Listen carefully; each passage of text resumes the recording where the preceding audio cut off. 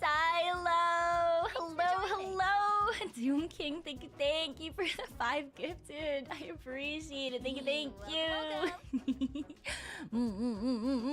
And it's an Ultra Rosa monster. I did also have the strawberry one in the fridge, but I figured I probably won't drink the entirety of this one tonight. I shouldn't, so I might get like halfway done. And I like the strawberry one better. So I figured I would keep that one for like, you know, Friday or something. And we'll have like a longer stream. Wait, do I have 1 stream on Friday or did I put 2? Was Friday the day that I have 2 streams or is that Saturday? Maybe. Saturday was the day with 2 streams. But hello. I hope everyone is having a good night. And Tavarius, thank you for 7 months. And Jay as well, thank you for the 8 months. I appreciate it. Thank you.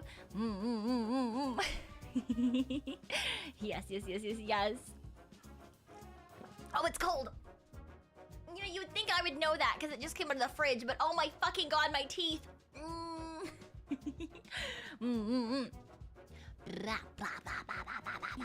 Welcome. It's too cold. I'm gonna have to wait for this to go to room temperature. Room temperature? It's fine. And say thank you for the 7 months. But you would think after 7 months you would realize that I'm not in fact a raccoon, I am a Tanuki. But it's fine, maybe next month you'll get it right? Maybe next month you'll get it right. That should be fine, right? Yes, but hello, today is just solely yap. Today is yap stream. There is no other actual purpose, and thank you guys for saying that you hoped my vacation was good and restful. It was good. It was not restful. But I'll tell you about it.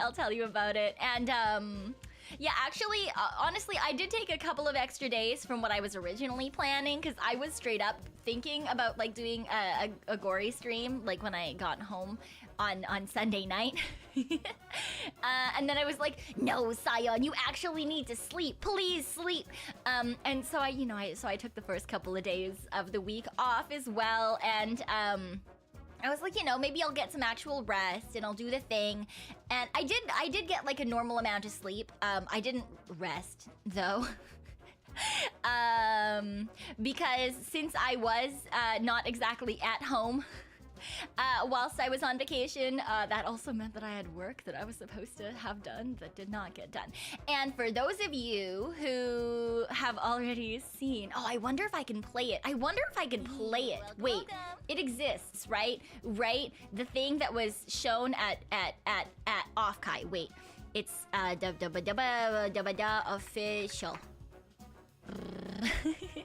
And Delman, thank you for rejoining. The Tricksters, welcome back, happy 3 months. Yes, Tanuki withdrawals. I wasn't even gone for that long. I'm not generally one to take long breaks. I don't know. I don't generally take long breaks for a couple of reasons. One, because I may or may not be a slight workaholic. And as I said in the comment that Jella Noel so graciously called sad, I also, when I have a lot of free time, I tend to just think about what I could be doing on stream. And I miss you guys. And because, like, sure, I could do a lot of other stuff with my time, but I actually really enjoy hanging out and streaming, and it's like I've said this before, but it's very much like a bright spot in my day. Yeah. So I spend a lot of time like where I'm like, I should be relaxing, and I'm like on the floor like, I wonder if this game would be something that the informants would want to watch. And then I'm like, I need to it's so stupid. I need to take like an actual vacation, but it's never gonna fucking happen. Jarrickson, thank you for rejoining. Happy 8 months. And Lieutenant Chubbs, thank you for the gifted membership. Thank you. She's so parasocial. That's cringe. Shut up. Shut up, it's fine, okay? Yeah, it's okay, it's fine, it's okay. You said sweet and sad. You did. I focused on sad. Because that do be what the Tanuki brain does, you know? That do be what the Tanuki brain does. And of course there's also like that second side of things where it's like, you know, I feel like every VTuber goes through this, but when we go on vacation or we do anything, we have to take a break. I feel like a lot of people feel like, you know, like what if they decide that I'm not worth waiting for, and they forget about me. And like, I know that that's a stupid thing, and I understand. I know that logically, I mean, like, sure, people come and go, but I know that logically, like, my informants will still be here if I take a week to go do other things, and I'll come back with stories and stuff. But brain do be mean sometimes. And Lieutenant Chubbs, thank you for another gifted membership. Thank you, I appreciate it. One more day and I would have moved on. He hates me. Can't believe it. This is terrible. This is atrocious. Well, what I was going to try to pull up, you know what, I've realized that because I'm in the shorts thing, I don't actually have a screen for internet things or anything, so I'm just gonna fucking put it in the chat and you guys can click that if you want. Yes, but so if you're not familiar, if you haven't been around V&U for a hot second, we have this thing called V&Universe that the court puts out, and it is really, really fun. They're really cute. So season 1 started with Gens 1 and 2, and they're just short animated episodes about just silly little things that go on behind the scenes. What happens in the office, so to say. And Vigor, thank you for the soup. I appreciate it. I couldn't forget about my Oshi BTW. Where is it? Top hat.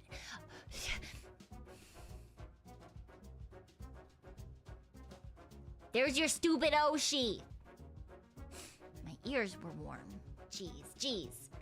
Anyway, yeah, V&U Universe is just shorts. They're silly little guys with 3D animation.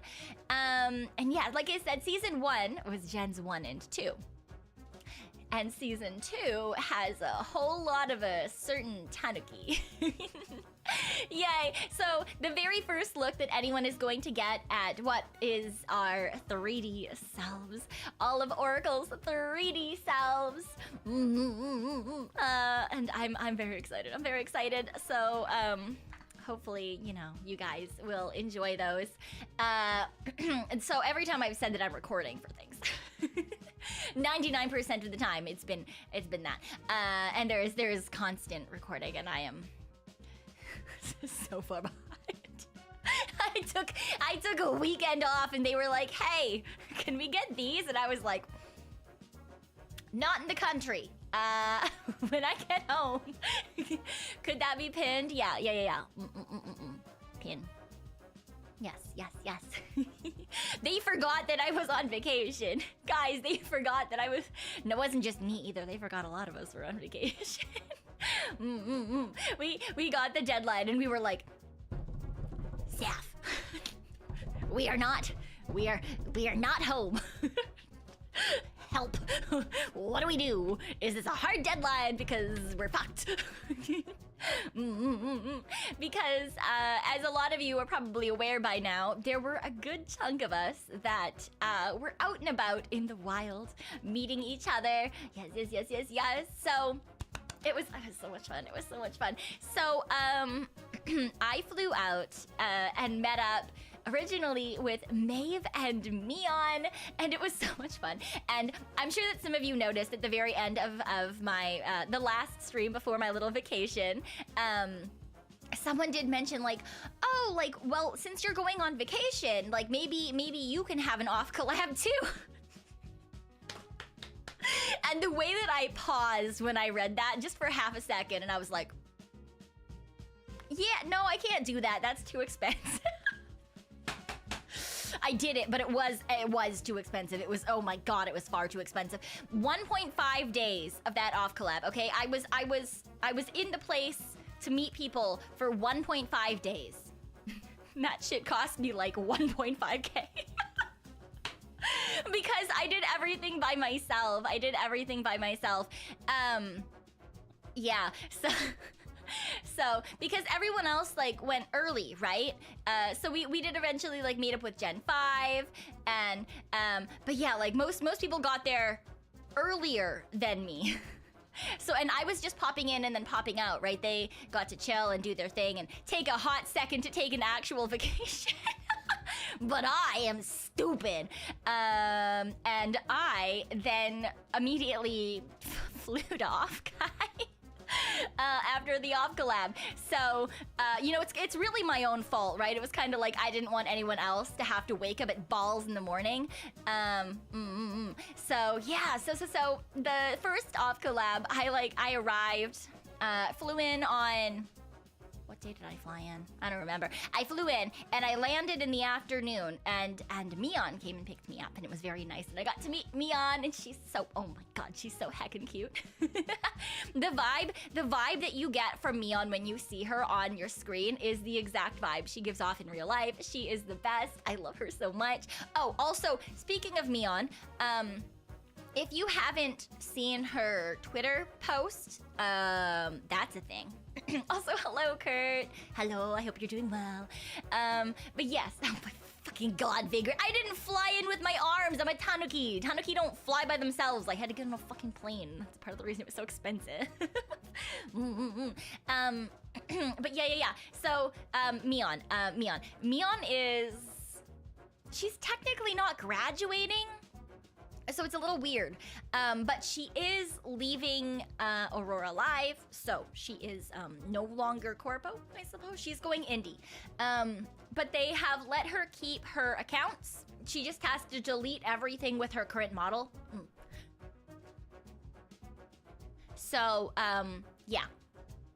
She exists, but she will not quite exist in the same form for a hot second. Yeah, but she's still Mion. She still has her YouTube and her Twitter and everything like that. But she will just be, you know, returning to us in a slightly different form. Yes. Yeah. And thank you, Zatsu, for the link to that. Yes. But she's okay. Yeah, I mean, I'm not gonna lie, I've known about it for a hot second. Cause I mean, you guys know, I heckin' love Mion. She's essentially like Oracle's L, we joke about a lot. Yeah, we've known her since pretty close to our debuts. And like a lot of the girlies in Gen 3 have gotten really, really close to her. So, you know, we wish her the best. We're really excited to see what she does. If she needs help with anything, honestly, like, we've all told her like, hey, like if you need help with this thing, like I'm gonna come, you know, I've like offered if she needs help with rigging anything, cause like I know that shit's expensive as fuck. Like if you're not super aware of starting an indie anything, it's money. It is money. And I want Mion to have the best. I want her to do well. Yeah. Looking forward to seeing the official announcement. I mean, Zatsu Pon posted it here. You know what? I just clicked it instead of pinning that. I'm gonna replace the pinned message. That is the announcement that she posted on Twitter that she drafted up. And I believe she's having an announcement stream tomorrow. It's a silly little guy. It's a silly little guy. Oh my god. She sent me the thumbnail for her announcement stream, and she's like, what do you think about this? And I was like, I mean, I guess it catches the vibe. It's just like two dolphins holding fins and like a whole bunch of sparkles and shit. It is certainly a thumbnail. And it very much gives the vibes of Mion being like, hi, I'm still Mion, but I'm not Mion. It's very confusing, but it is what it is, you know? But yeah, I'm really glad that I got to spend time with her and hang out and do some things. And yeah, so me and her and Maeve met up first. So we got to hang out, we went and had dinner. I refused to let them pay for dinner. That's part of the reason it was expensive. because I love them, and I'm not technically either of their senpai, but I wanted to pretend that I was for a hot second. So yeah. Tell us about Maeve. Maeve is so fucking funny, guys. I love her so. Oh no. No, what I need to do first is I need to tell you. I need to tell you the first 5 seconds of meeting up with Maeve. the first 5 seconds of meeting up. Chief, thank you for the super. Your birthday was on the 4th. Can't wait for 4 season 2. Happy birthday. Happy belated birthday, Chief. Okay. So the hotel that I stayed at, and that Mion stayed with me at for the first night, had really, like, stupidly low counters for no fucking reason. Like, Mion and I were mocking these counters, okay? We were mocking the counters. These were counters for, like, 10-year-olds. They were really fucking small. And I was trying to explain this to Maeve within the first 5 seconds of meeting. I was like, hi, I'm Cyon, and here's what we've been doing for the last fucking 5 minutes. And so, like, I bent down with my fucking ass out because I was trying to mime how I was using the counter and how I would have to brush my teeth by, like, fucking bending in half.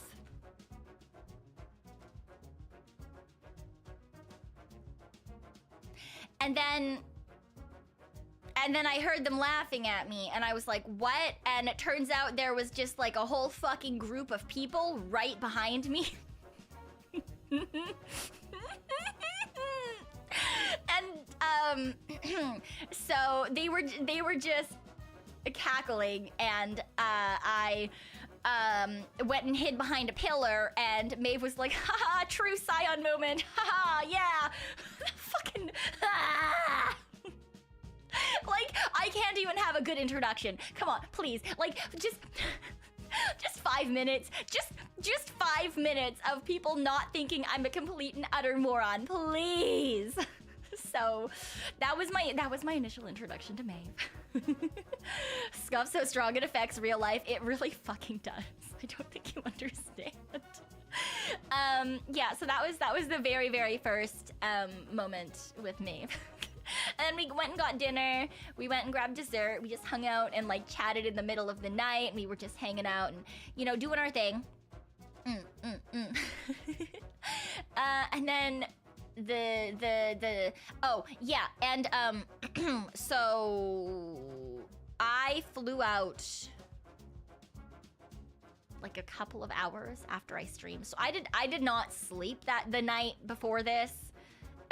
So as soon as we got back from, like, hanging out that night, Mion was like, yay, we're late night besties, and I was like, girl, I have not slept in, like, 2 days. I'm going to bed.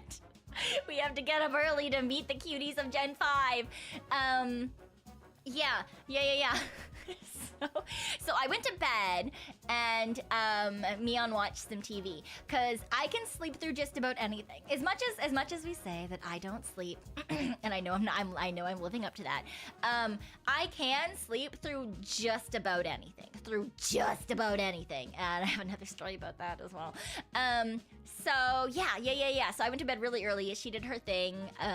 We woke up when the alarms went off, and we went on our way to meet the cuties of Gen 5.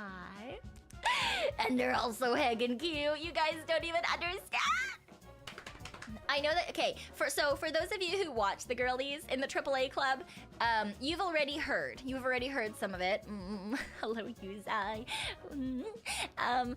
But yeah, you guys have probably already heard just how heckin' cute everybody is. Oh my god, they're so cute. I have so much cuteness aggression. And I know that Roa was saying she has cuteness aggression with me, and like, I don't fucking understand that shit. I don't understand that shit. I do not understand. But she's, oh my god, she's so, they're so heckin' cute. And like, Roa also cute, but like cool. Roa's like cool as fuck, okay? But holy fuck, they're all so cute. And oh my god, Serenity was just the bubbliest, sparkliest person. It was so fun. It was, oh my gosh, I just, they're, oh, it was so good, it was so good, it was so good. Oh, having a long day at work. I hope it's at least okay, Brasmac. I hope it goes well, even if it is long. But yes, I just, oh my gosh, they're absolutely adorable. How was her funfetti fit? Oh my, it was so cute. It was absolutely beautiful. It was everything you could ever want in a funfetti fit. Like, she had like the cutest dress, and she had the cutest hair and the cutest makeup, and she was all like sparkly and glittery, and it was so Serenity. That's the thing, right? Like, when I met them all, I knew immediately who was who. Like, I knew immediately who was who, and it's perfect. It's so good. It's absolutely beautiful. I love it so much. Yeah, no, they're all so heckin' cute, man. They're all so heckin' cute. Yeah, Cheeky's just as like cozy and adorable, and Meeve is just as like loud and fun and like boisterous and girly and like just I said adorable already. Just like they're and like Meeve is so, oh my gosh, she's so like, I just want to squish her. She's so, oh my god. Is Tomomi as small in real life as you'd expect? Tomomi is certainly Tomomi. Oh my god, it's perfect. It's so, they're all so cute. They're all so cute. Tomomi though, I think she's probably already told you guys that she was like, we had to keep being like, are you okay? Like, you're bleeding. And then she'd like fall, and we were like, are you okay? Yeah. So it was so fun though. I hope everyone had like even half as good a time as I did, because I was having a blast, even though I was a little tired. I will admit. Oh my god, they're absolutely fantastic. I love them so much. I'm like, yeah, like I was saying, like Meeve is just so like sweet and soft-spoken until she's not, and I fucking love that about Meeve. I've always loved that about Meeve.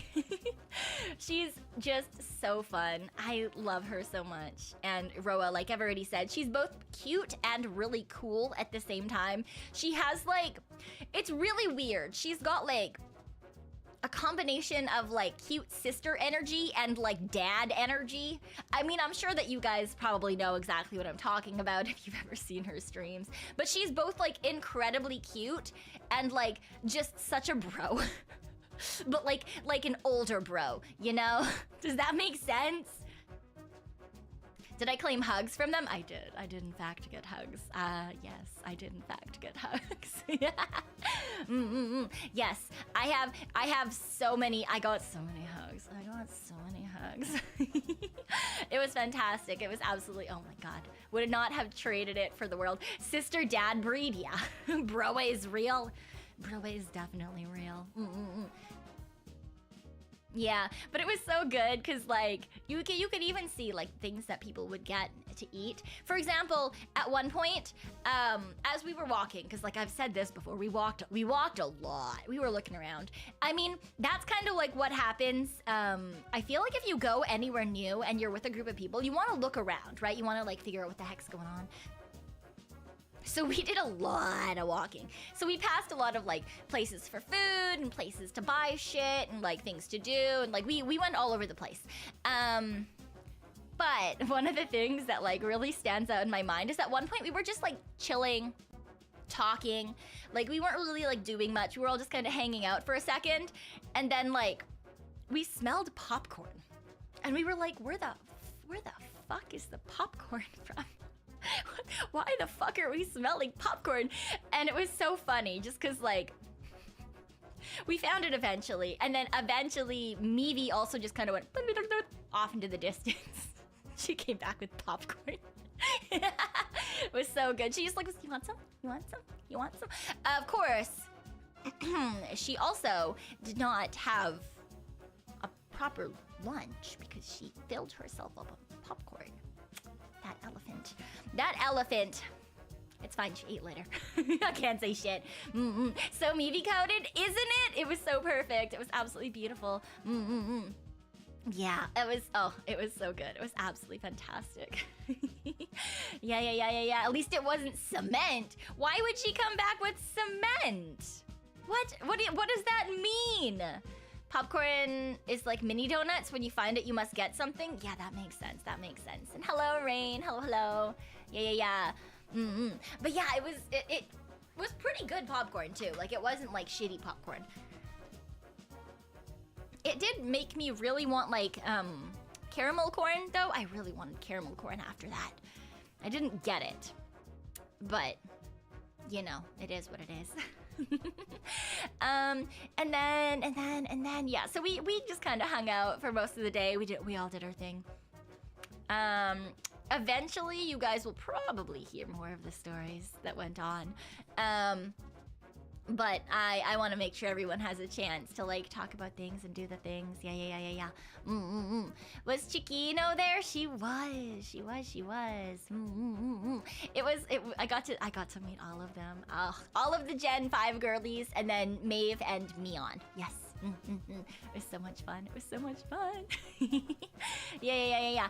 And then, like I said, as soon as that was done, as soon as I finished hanging out with the girlies, I had to pretend that I could be a person the next day, because I once again did not get any sleep. Because I had to get to the airport at like 4:30 in the morning to catch my flight to Offkai. Have a good night, Chris. Have a good night. Yeah, so I got on the plane for Offkai. I got about half an hour of sleep like on the plane, and then I landed in the morning. And I got to the con, and I like looked around and I was like, Jesus fucking Christ, please let that not be the line to pick up badges. Oh my God, let that not be the fucking line to pick up badges. It was. It was in fact the line to pick up badges, but it wasn't just the line to pick up badges, it was also the line for the vendors hall, because that hadn't opened yet. So it wasn't quite as bad as I thought it was. So, you know, it is what it is. But yeah, I did not get any sleep that day either. So some of you have seen already in Leora Senpai's stream that I had a day where I had a coffee and then 4 Red Bulls, and then I didn't really eat until the end of the day. That would have been the day. That would have been the day, because I got there and I had not slept, and this was like post wanting to die after walking a ton, and yeah. So yeah, cause I was helping one of my friends out and doing some stuff and hanging out, and yeah, day 1 of Offkai, I was pretty low energy. Also, you know, I've talked before about the fact that I'm not very good at talking to people offline.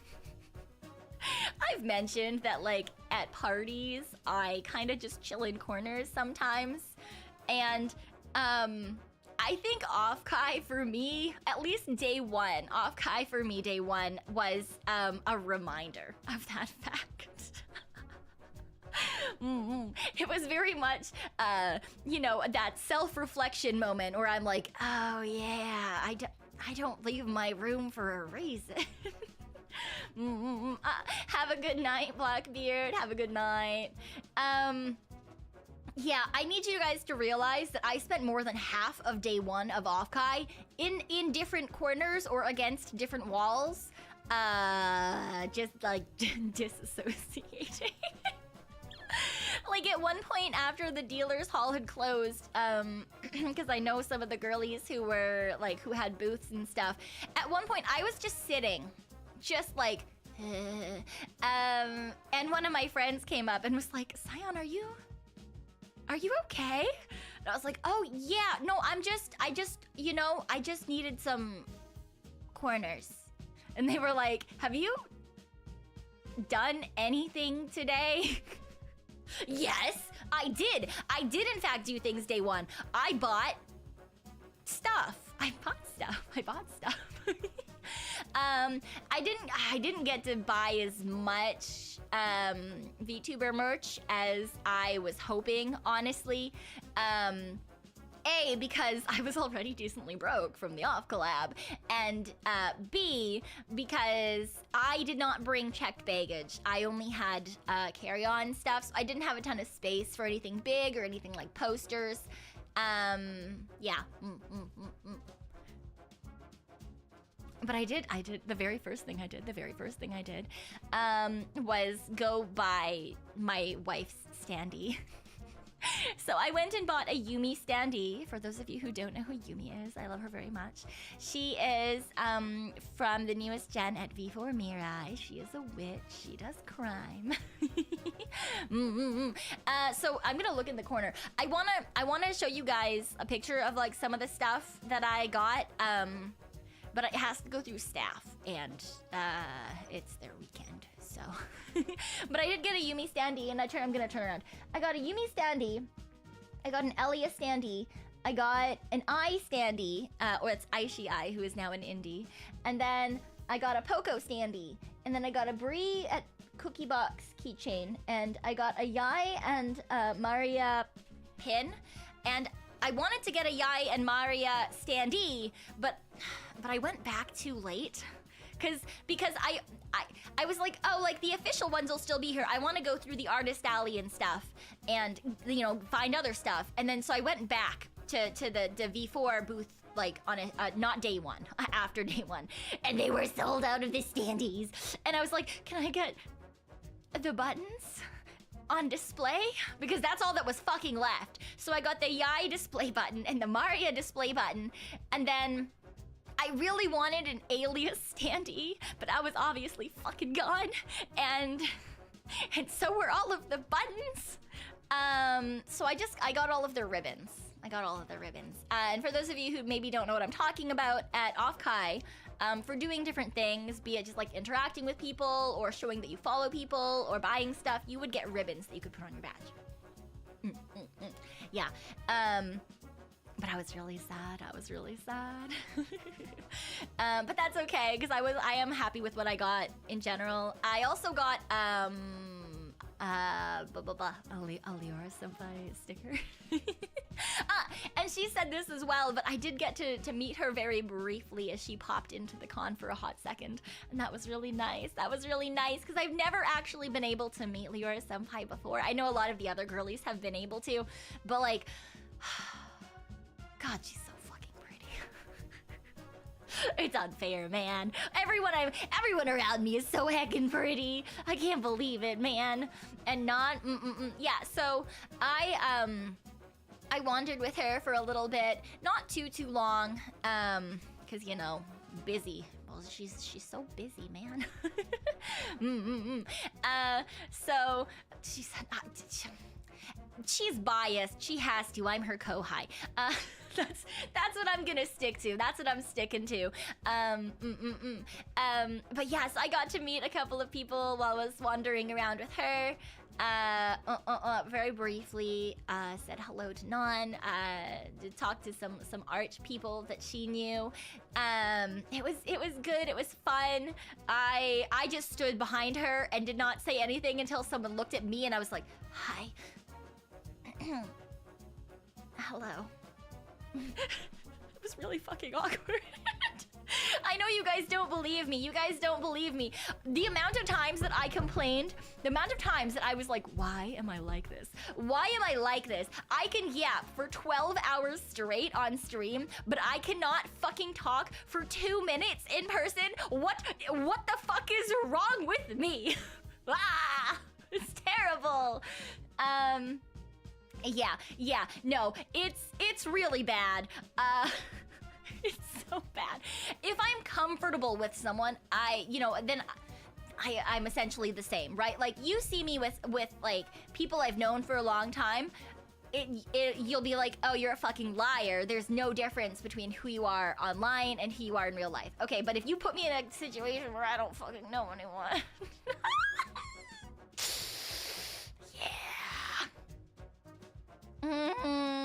Yeah, I don't do well. I don't do well.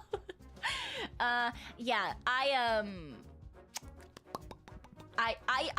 I'm well acquainted with the entirety of the con map, and I found a lot of places that are really good for just sitting and chilling. For example, in that like little hallway where the normal people would check into the hotel, there were some banners on like the left-hand most side, and you could like sit behind those, and then no one could see you. Also, in the atrium, there's 2 separate washrooms, and both of those have areas like in front of them, also like in the washroom if you really just don't want people around, where you can kind of sit and chill and be like out of the way of other people. That's nice. And even just like at the front doors, where like, you know, where their stairs are, you can just like sit on those wooden benches and people just pretend you don't exist. But also in the hallway that like went out to the gaming area, if you were too warm, if you go like down that hallway towards where like the pool and shit was, like you can just sit in there and it's usually a little bit cooler than it was in the rest of the area. Anyway, I found many corners that were very nice. Is the floor plan's ready? I don't think you understand. Day 1, I talked to like no one. I did not meet any girlies. Except for Leora senpai. Like no one. Like I was like my one friend that I know, that I've known for years and years and years, and then Leora senpai. And that's it. Those are all the people I talked to on day 1. Until like the end of the night, because that's when the friendie from IRL that I've known just for like 12 million and a half years was done in the artist alley. Lavender Hall closed. And then she came and she adopted me, and I just wandered around like a lost duckling behind her. Yeah. And then, you know, day 2 and day 3, I did better because I told myself, Cyon, you're at a convention. This is like, you're here to have a good time. You need to have a good time. So you need to talk to at least 3 people that you don't know. At least 3 people that you don't know. You need to do that today, and you need to do that tomorrow. And I was like, I could do this. Did I cheat? Maybe a little bit. Maybe a little bit. Because there's one girlie. I don't know if she says that if she's been to. I don't know if she said that she went. So I'm not gonna say who, just in case. But there's one girlie that you guys would also know, which is why I'm not gonna fucking say anything, that I did get to meet, and we got to hang out, and that was really cool and really fun, and she let me tag along for a good hot second, which was fantastic, and we went and had lunch, and it was so much fun. It was really good. I'm really happy because, yeah, like I've had really good conversations with them, online, and so I'm really glad that we actually get along, like in you know, offline as well, because, you know, I'm just a silly Tanuki, and like I worry about things, so I was really glad. It was a lot of fun. But I don't know if that one counts. Because like technically I didn't know her, but like technically I do know her. Does that make sense?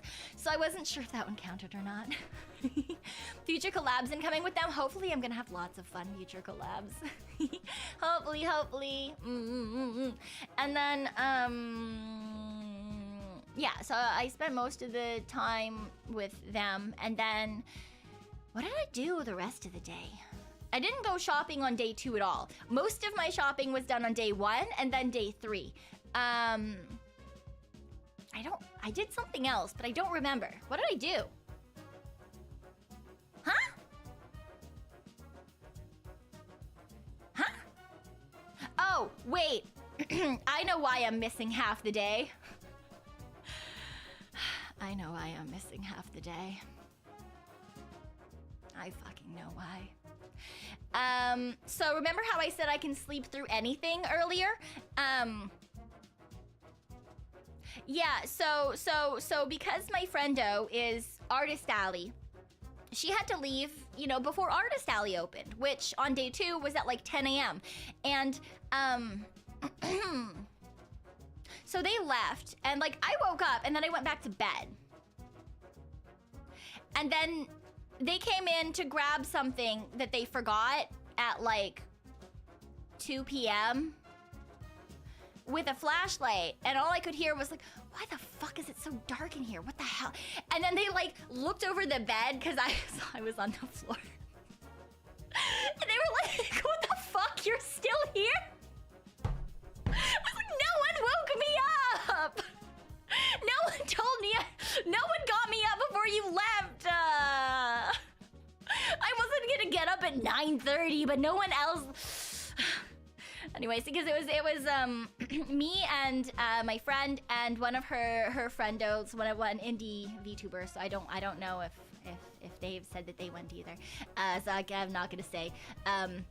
Very cute, very nice. She also is an introvert, but she tried really hard to like drag me along to stuff as well on day 2, which was really kind of her. It was very nice. Yeah, but they just left me passed out on the floor until like, yeah, like until like 2. And like I said, I can sleep through just about anything. Yeah. So that's why I was like, what the fuck did I do on day 2? Yeah, I slept until 2 p.m. And then I went and met with the girlie that I was talking about and had, I said lunch, but like I guess it was probably like either a really late lunch or a really early dinner for her. And then I wandered around the con for a little bit just to like chill. I sat in the atrium and people watched for a hot second. That was kind of fun. I like people watching. I don't know if that's a thing that anyone else enjoys. I certainly do. How could I sleep on the floor until 2? Oh, that was another thing. Some of the V4 girlies have sat, like the girlies who were at the con, said that they were at the con. Small world. My friendo was like, oh, you know, a girly lent me this mat for you to sleep on. And I was like, nice. Turns out it was one of those girlies. I messaged them in the middle of the night on day 2. Oh my god, thank you so much. So that was fun. That was nice. Fucking small world and shit. I did get to see them as well, day 3, which was really fun. It was really cool. I got to meet some of the, oh, they're so fucking sweet, man. They're so heckin' cute. I'm dying. I don't think you, because I know that they've said that or the girls who said that they were there, everyone already knows that they were there.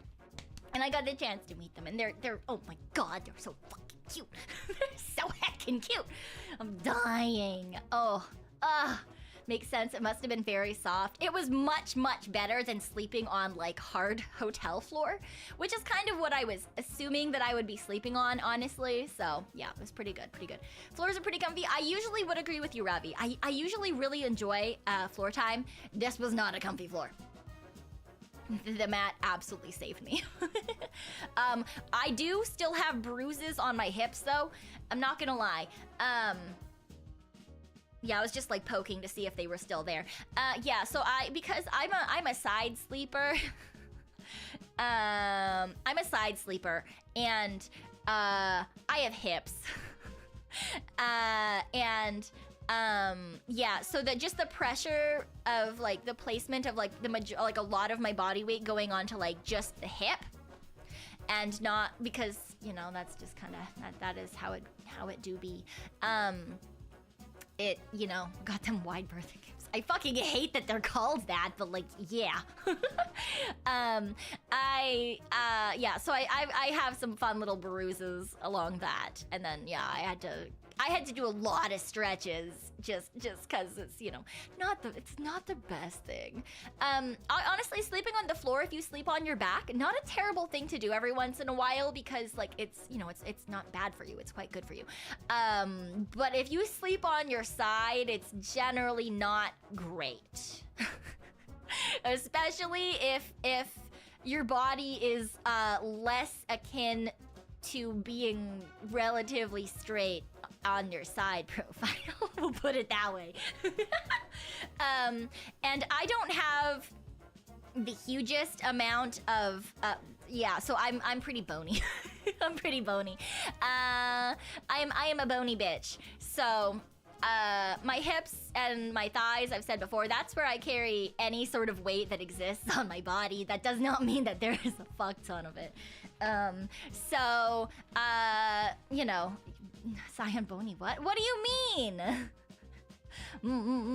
So yeah, I got some bruises just from chilling on the floor. Should have brought a Yumi Daki? Yeah, honestly, I wish. Should have just planked the entire night. Why? What does that mean? Why? Oh my god. I couldn't bring the doggy. I've already said I didn't have any checked luggage. I only brought carry-ons, okay? I had a carry-on and a personal bag, and that's all I brought with me. Yeah.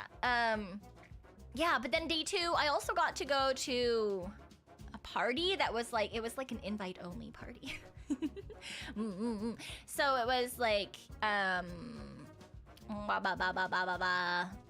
just, I guess it was like people who knew people. I certainly did not get the invite for that. Because I literally only got in because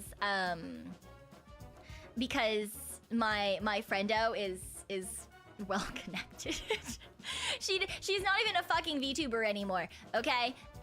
She does artist stuff, but she knows everyone, right? Like I've talked about how some of my friends are like they're the adoption extrovert types, you know? So I'm really lucky because they just drag me to things. But they got me added to the list like 5 minutes before we left because I was like, have fun at the party, and they were like, what do you fucking mean have fun at the party? And I was like, oh, I'm just gonna like stay here and chill, you know, and I'll come down to the atrium when you guys are done at the party. And she was like, no, you're coming. And I was like, what do you mean? I wasn't invited. I don't even fucking know who's running this thing. They were like, no, you have no choice. So I got dragged to the party. But it was actually, it was pretty good. It was pretty good. Because A, there were free drinks, so that was nice. And B, I did see some people that I knew there, which was really nice.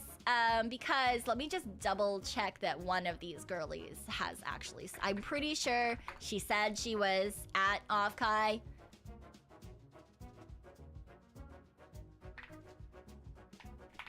Because that's, I'm pretty sure how I found out that she was there originally. Because we ran into each other in the... We ran into each other in the elevator at first. Let me see. It's me, I'm on the...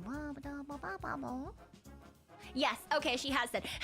So I did bump into who is one of the girls that I said I bought her standee, and I bought it before I knew she was there. I bought it before I knew she was there, so that was embarrassing. So I actually met her in the elevator on night 1 as I was going back up to the hotel to sleep. And I was like, wait a second, because I've had a lunch date with her before. We've talked about that as well. So I did get to meet her previously. So I was like, holy fuck, wait, I know this person. I literally figured it out based on her sweater. Apparently we'd literally been beside each other earlier in the day, and neither of us fucking recognized each other. And then I saw her in the elevator with this stupid sweater, and I was like, I know who this is. That was a fork falling off of my desk. It's fine. Yeah, and so the way that I got dragged out of that elevator after being like, it's me, Saya.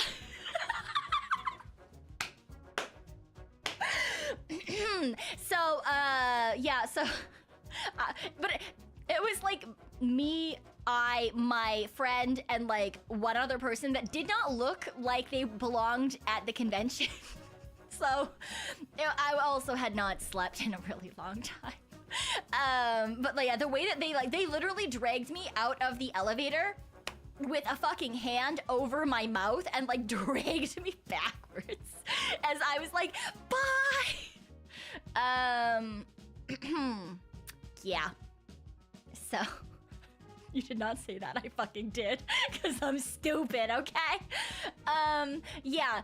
Like I said, though, the one other person in the elevator did not look like they, they belonged at the convention. So it's, ladies and gentlemen, your phantom thief, it's fine. I needed to let her know that I knew who she was.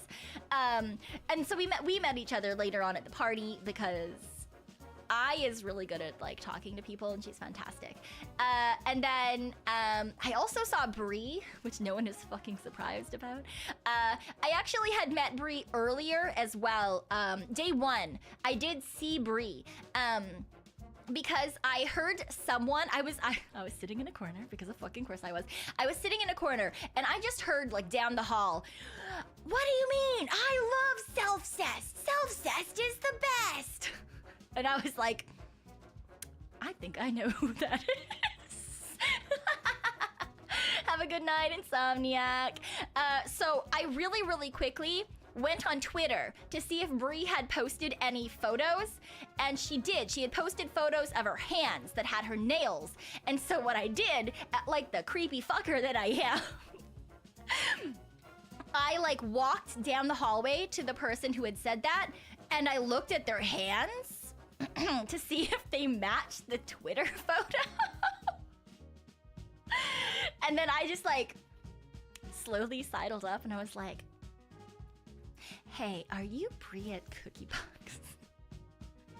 And she was like, yes. And I was like, hello. And she was like, yes. And I was like, Maeve says hello. And she was like, haha, she's obsessed with me. And I was like, yes, she is. And then she gave me a ribbon because she had cute little ribbons. And then I left. Then I walked away because I was like, all right, I don't know what else to say. And I was like, bye, have a good day. I went back to my corner like a fucking loser. Why am I like this? Anyway, so I saw her later at the party on day 2, and and she was like, hi, and I was like, hi. And she was like, yeah, we met earlier, and I was like, yeah, and she's like, so who are you? And I was like, hi, it's Cyon. And she was like, who? And I was like, Cyon. And she was like, see, I don't know. And then I like had to show her my Twitter, and she's like, oh my god, Cyon. And I was like, yeah, apparently I can't talk either. It's fine, don't worry about it. And it was fun, and I got to hang out with her in a corner at the party. Well, it wasn't actually a corner. This was in the middle of the fucking room because it's Bree, but I can pretend it's a corner. Yeah. So I got to chill with them for a hot second, and that was really fun. And I briefly introduced myself to a couple of other VTubers, one of which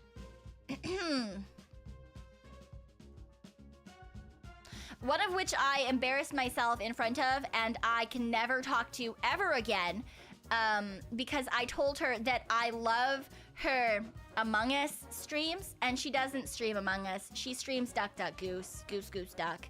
And then I was like, I'm sorry, they're like the same thing to me, which is not true.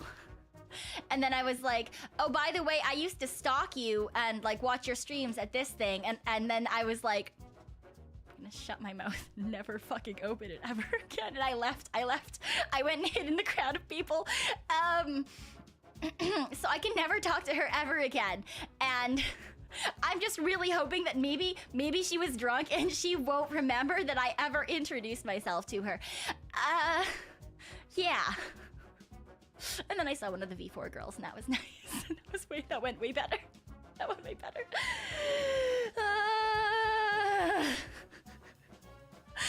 This is why I don't leave my house, okay? Because 99% of the time, it's gonna be me sitting against walls or in corners or like being just the most fucking awkward little shit. Holy fuck.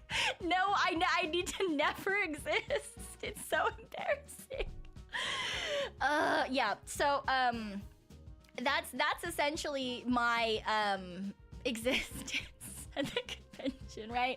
Just like walking up to people that I think that I might know, and then like failing miserably. And yeah, so like as you can tell, that happened more than once. It happened more than once. You're so awkward and we love it. It's fine, don't worry, it's fine. I need you to know right now, I'm remembering it. I'm so embarrassed that I'm overheating. I am too hot right now.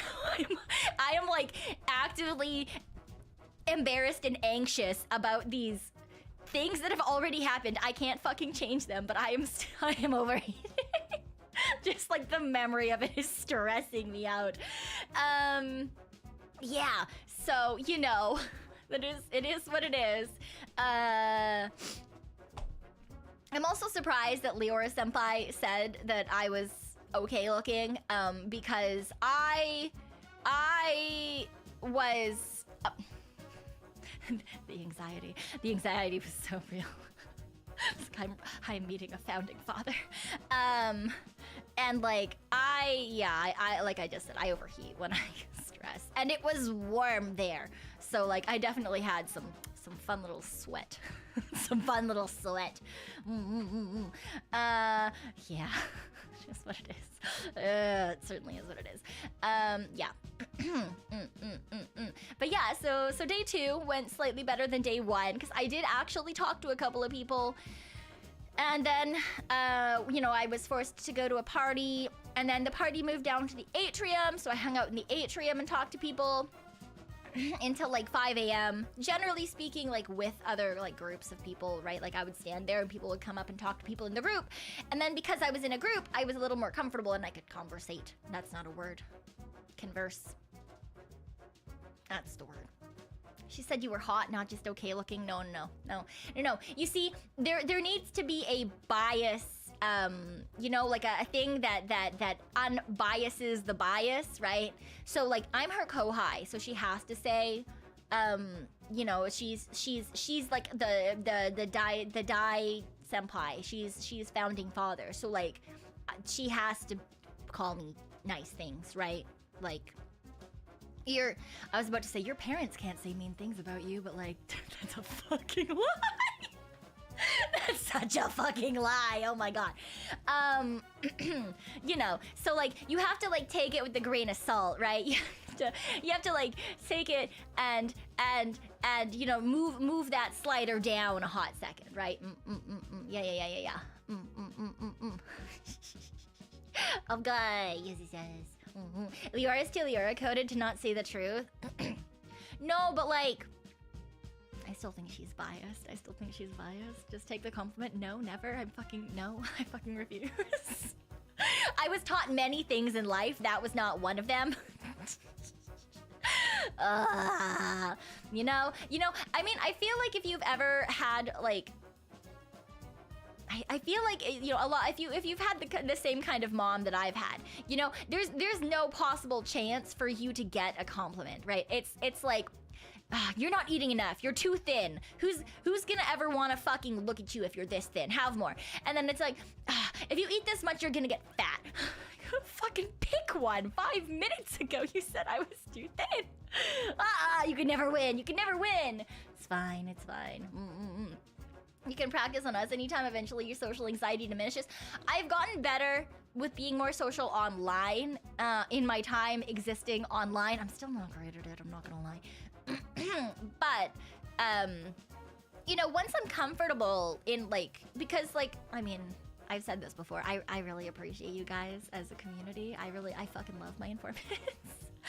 I'm so fucking lucky that you guys are so actually fantastic.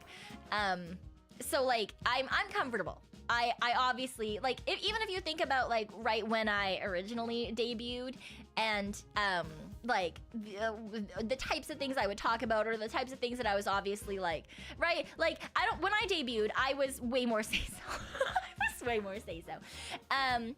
But like I'm just comfortable like hanging out and chilling and you know, stream of thought, consciousness, bleh, onto the page sort of idea, right? But I've already talked to you guys before about like I'm not great at reaching out to people off stream, like to like set up collabs and stuff. It's a lot. It's still decently hard, but I'm better at it than I used to be because I'm actively working on it. But offline is not really a thing I do. To be fair, I don't generally leave my room except to go to work, and then I put the work Tanuki face on, and I do work Tanuki things, and yeah, it's very different. I don't think you were more say-so, you just hit it. Well, that's what I mean. I seemed more say-so. You know? No, Yuzuru. That's not it. What's your opening for small talk? I don't do small talk.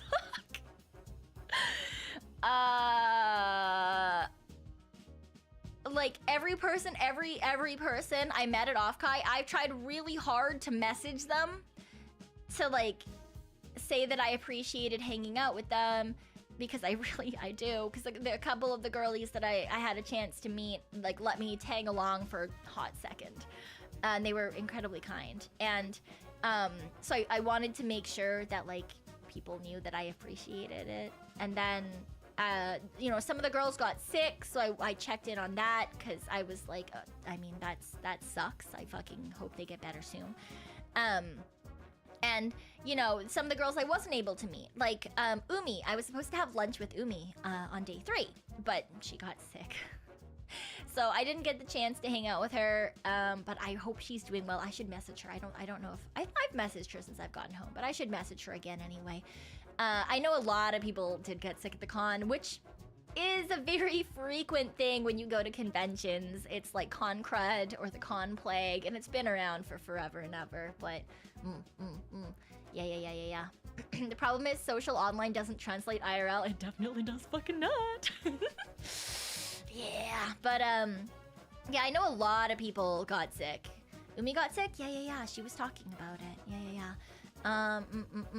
And yeah, it's because you might do your best to have good hygiene at a convention, but that does not necessarily mean that everyone is going to do a good job at keeping themselves exist at convention. Yeah, it is what it is. Cause you know it. If you've ever been to a convention, you know, right? Like sometimes you question why. Sometimes you question why. You know? The perks of convention goers, I guess. Masks up even if you think you're fine. Yeah, that's the thing. If you're sick, like even if you aren't like sick, but if you think you might be getting sick and you're in a place with a ton of people, come on, masks are so readily available nowadays. Please. But no, of course not. Fucking why? And then, yeah, also, you didn't find people smelly at Offkai? Most of the time, it was actually pretty okay. But every once in a while, every once in a while, you would get some interesting things. Yeah. You question why you come here? La. I don't know. My blood. It is what it is. But oh, day two. Sorry, I got vaguely sidetracked. So day 2, the V&U girlies were on the robots. Not all of them. The girlies who did the panel on day 3. Some of them were able to get up on the robots during day 2. I didn't catch all of them. But I did catch a couple of them, so the way that Meeta almost fucking doxed me is so real. I went up to this girl and I was like, "Hi, I love your stream." And she was like, "Oh my god," and I was like, "No.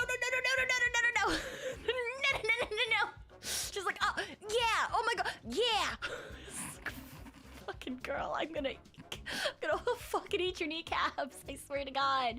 Offkai is a VTuber specific convention. Yeah.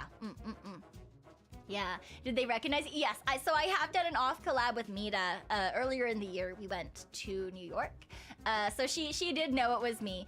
And yeah. I even warned her too. I was like, Meeta, I'm gonna try to find you. Let me know where you are when you're on the bots. So please do not dox me. Please do not yell my name across the convention hall. She fucking almost did anyway. I was like, are you kidding me? Are you Meeta? Which is a very Meeta-coded thing to do, which is why I actually thought that I would warn her beforehand. It didn't make too much of a difference, but she didn't, so it's fine. Hello, Scion, real name. Well, no, she would have just said Scion. She would have just said Scion. Yeah. That is what it do be. But oh my God, I fucking love Meeta. I love her so much. God damn, man. That's the thing. I got a chance to do an off collab, and I got to go to Offkai, and then at the same time, I just like, I wish I could have gone to Korea with all the girls too, because I love them. You always thought VTubers had secret code names when meeting IRL. Some of them do. Some of them do. Some of us are stupid. Yeah, so like, I didn't have Scion on my Offkai badge. Obviously. That's illegal. It's not illegal, but I feel like V&U would be very mad at me if I just had that on my badge. But like a lot of people's badge names were like pretty nonsensical. Some VTubers dox themselves. Yeah, it depends on if you're like comfy or not and if you're corporate or not, right? A lot of indie VTubers, big or small, are okay with having their names on their badges. And then, you know, some aren't. Some prefer privacy. And then, you know, it is what it is. A lot of, I don't think anyone that I met, because it's all corporate girlies, had their, you know, VTuber, their commonly known names on badges, because that would have been, you know. But it's still fun. It's still fun. It depends on how big you are. Look at, yeah, I mean, that's another thing, right? Like, I wasn't super worried about it. Did I try really, really hard to not do some things that I usually would do at any given time, like fucking sing for no reason? Yeah. Oh, I tried so fucking hard not to just randomly sing my inner thoughts. Did I fail sometimes? Yeah, every once in a while when I was walking through the atrium, I'd be like, there's so many people here and they all like VTubers. Everyone is having a good time at Offkai. Just fucking wandering around. And then I would catch myself and I have to be like, no. No fucking singing, you dumb piece of shit. Yeah. So, you know, I think I did okay. Do people take pictures with VTubers they recognize? Sometimes they do, but it is commonly known to be courtesy to, like, if you are posting a picture, if the VTuber says it's okay to post the picture, you put stickers over their faces. Yeah.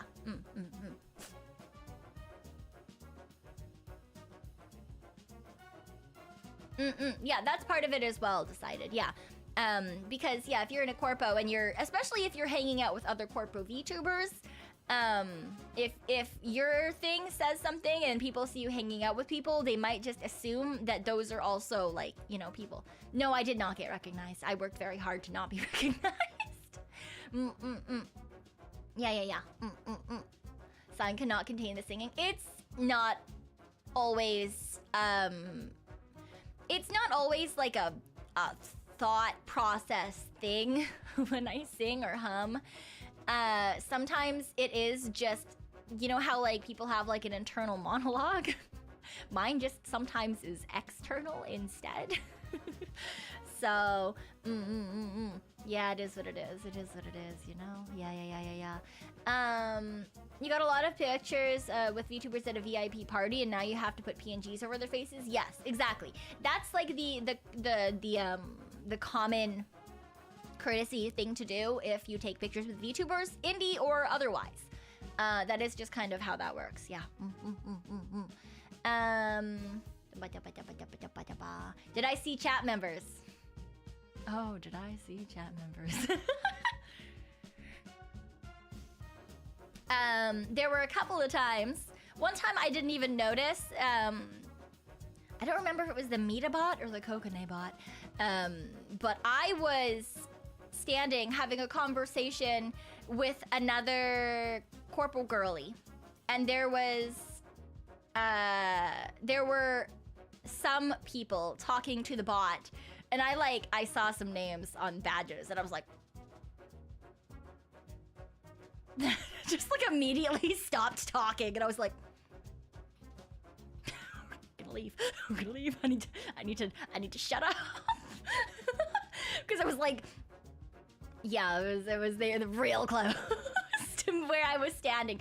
But like they were busy with the bot, so like they did not look over, they did not chill, they would know your voice. Yeah, I was just like, oh, thank God I wasn't the one to. I was listening to the other girly talk. So as soon as I saw, I was just like, because like usually there's a decent amount of robots rolling around, right? During Offkai. Yeah, there's, you know, people roll around and everyone's around. So I didn't really pay attention originally when the bot came behind me, and I think it must have been Meeta because I heard.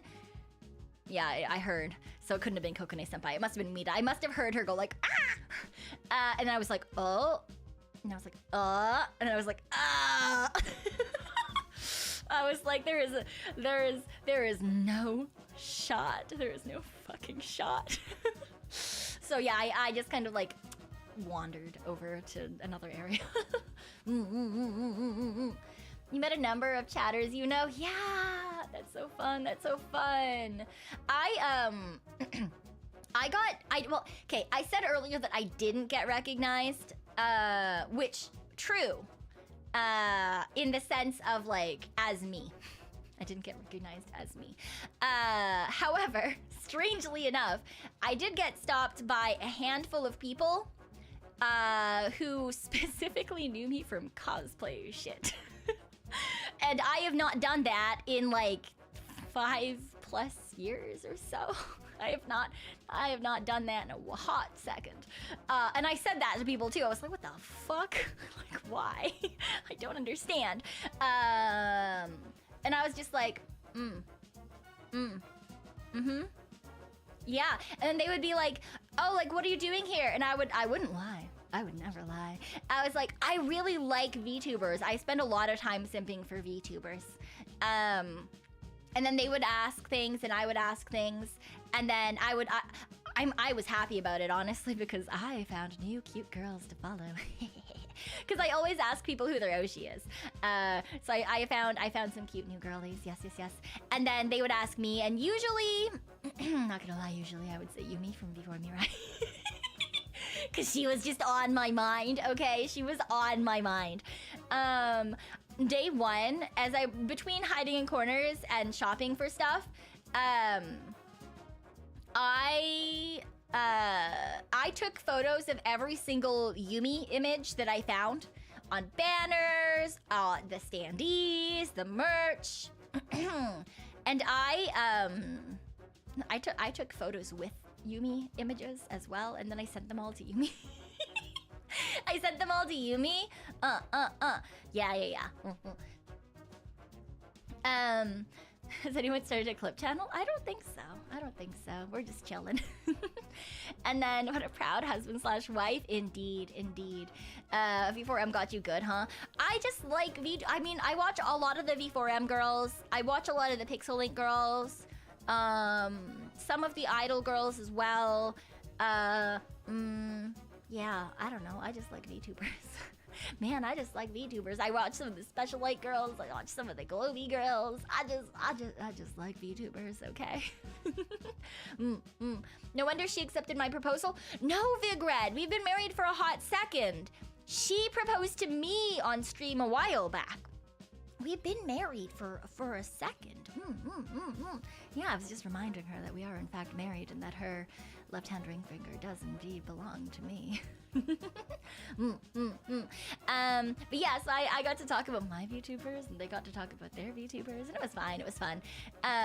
Mainly because like it was just interesting because it was just people who like are part of a, you know, an old part of my life that really like isn't part of my life anymore. So I was surprised. I was yeah, the fact that anyone even was like hi, and I was like, oh hi. Sup. And then what else? I don't know. There was a lot of stuff that went on. Ooh. I did pull a super sneaky thievy maneuver. And I did make a sneak into... I didn't actually sit through the V&U panel. I felt like that would maybe be pushing it a little bit far.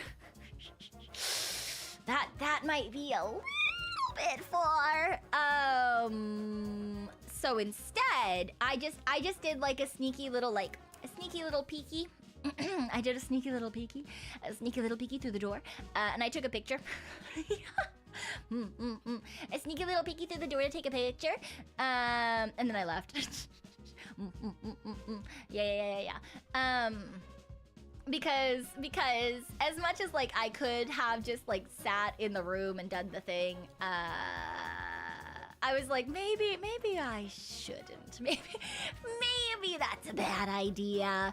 But it was, you know, it was a good decision on my part because it did mean that I could go meet the last little section of girlies that I got to meet. Just one Cyon laugh. That would have literally fucking killed me. That's the thing. I laugh at a lot of shit, okay?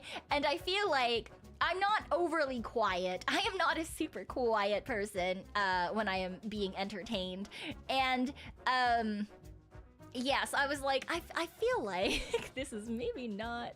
Meeta would have called out to you if she saw you. She fucking probably would have. She would have... Maybe Kokone-senpai could have stopped her. Yeah. But yeah, so I didn't try my luck with that one. But then I did get to see some of the V4 girlies. I got to hang out with them for the last little bit of my day 3. I did have to leave early. I had to fly back early because for some reason the late flights home were like way more money, and I still paid like somewhere between $400 and $600 for the one-way flight from Off-Kai back to the raccoon world, so... I wasn't about to pay like another like $400 to stay for a couple of hours. Yeah, so it is what it is, you know, it is what it is. But it was a lot of fun, and I'm glad that I got to spend like literally up until the last 5 minutes before I had to like book it. I was hanging out with a bunch of cute VTuber girlies. Some of whom I think actually all of them have said that they were at Off-Kai. So it was like I got to meet I think all of the V4 girlies who were at Off-Kai, which is really nice. They're all super heckin' sweet, and they let me tag along, and it was so nice because I'm an awkward fucking panini. I'm just the weird guy chilling in the background, and it's kind of, so they made me feel really like welcome, which was really nice. Yeah.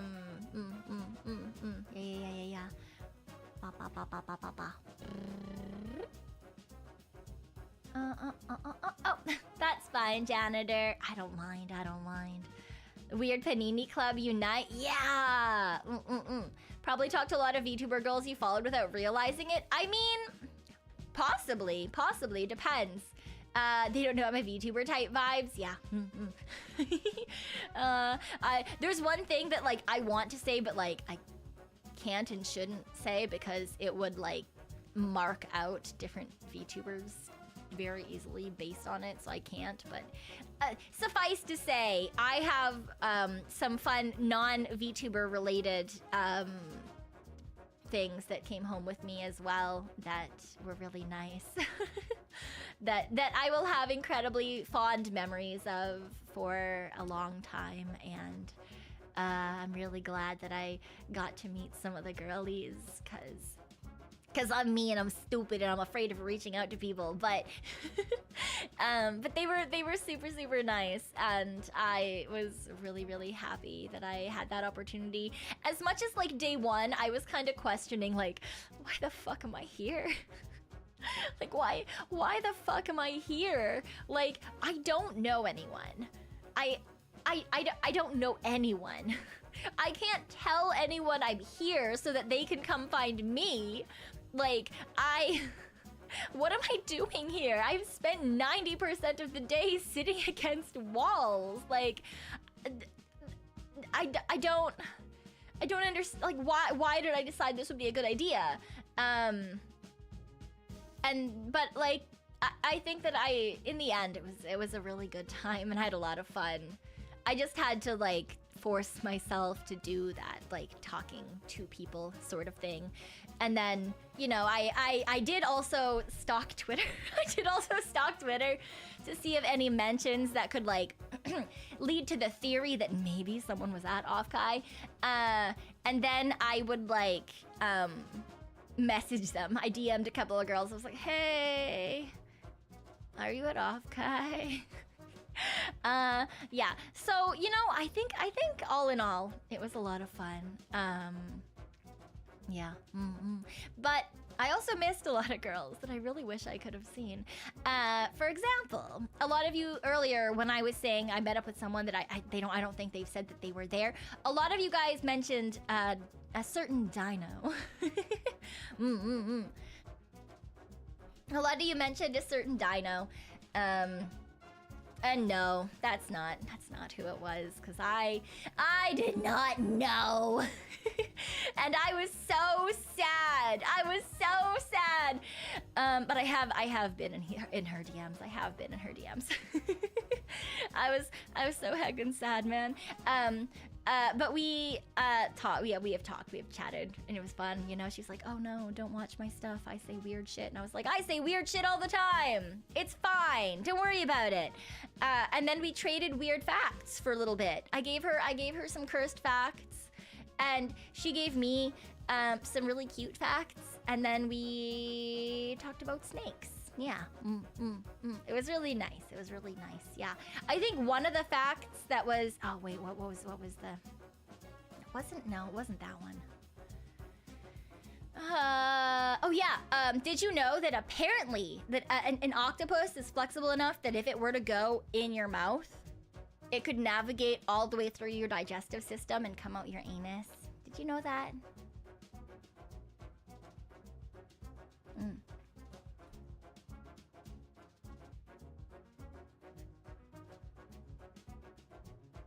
Yeah.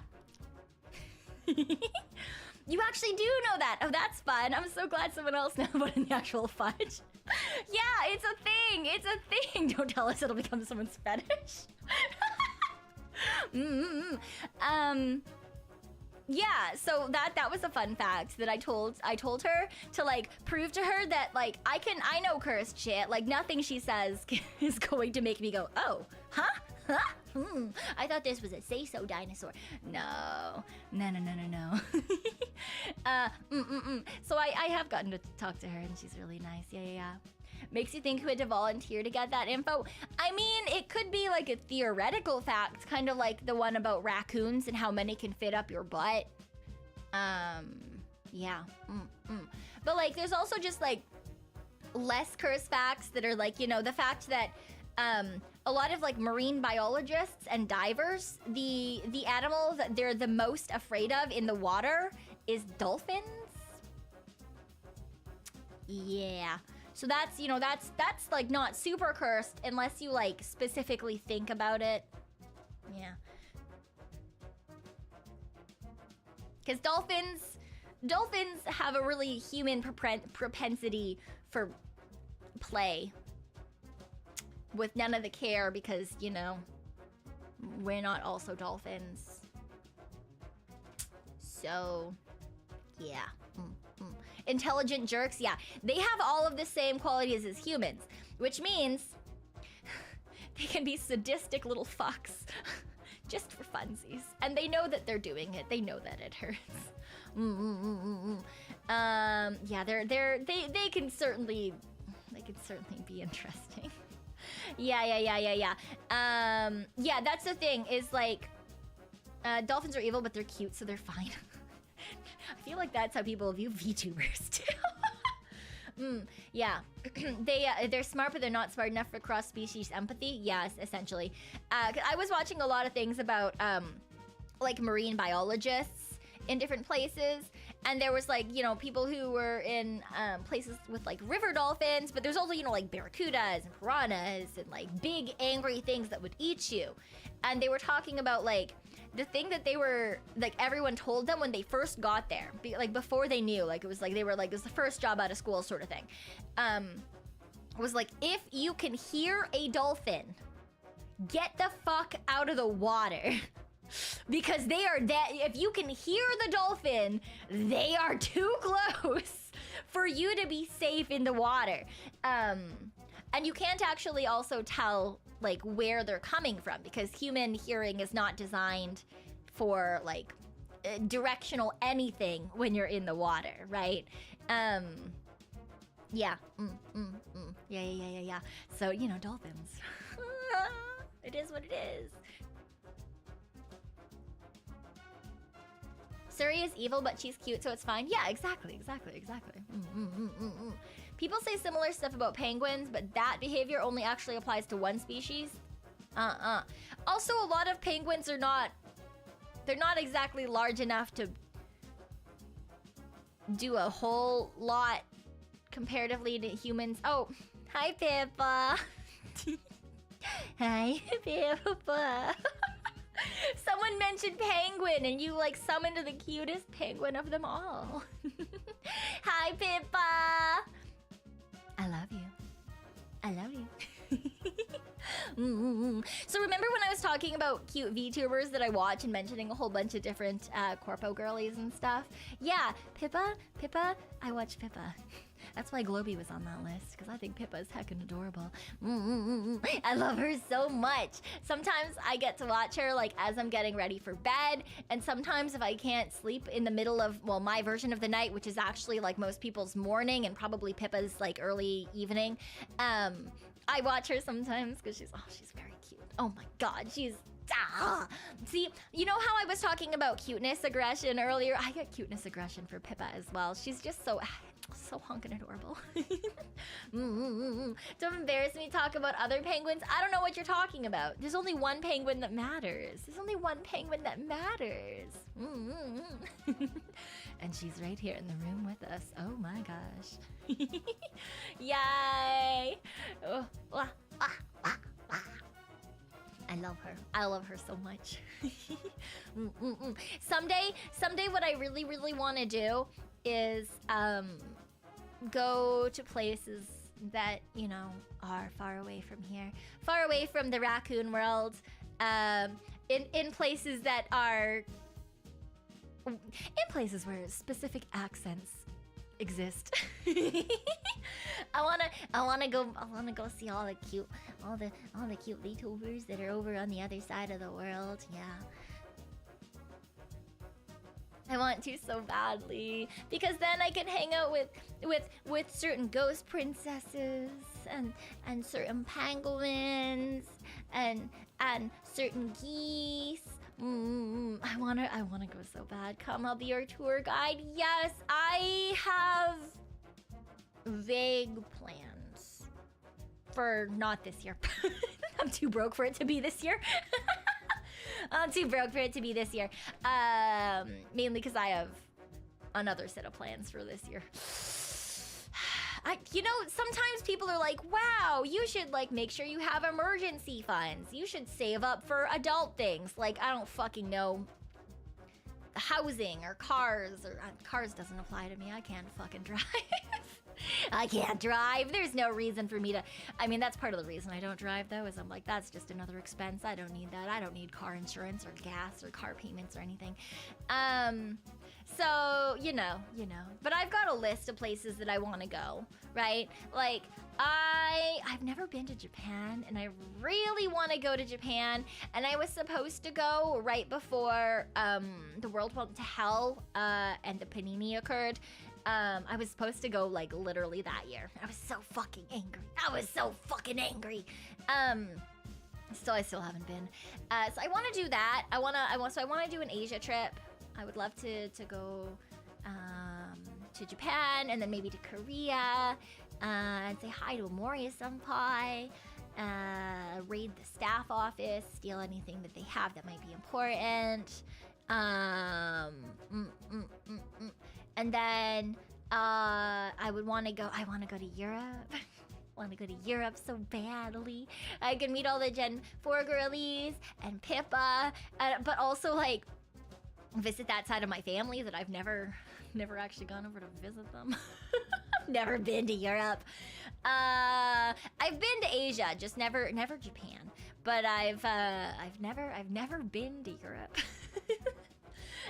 I've been I've been to like a lot. I've been most places in the United States of raccoons and Raccoonadia, and I've been to South America, as it were, and I've been to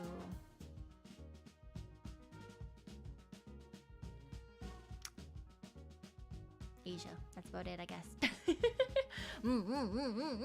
Yeah. Have I been to the Southeast Asian region?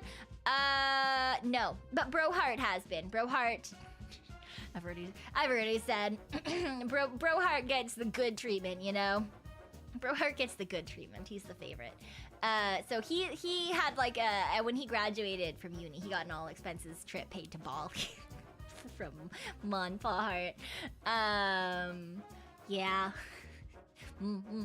So he's been to like Bali and to like a lot of other places in Southeast Asia and to like mainland places and island places.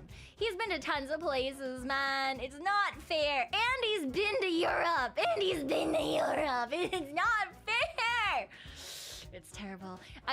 Oh no, definitely not.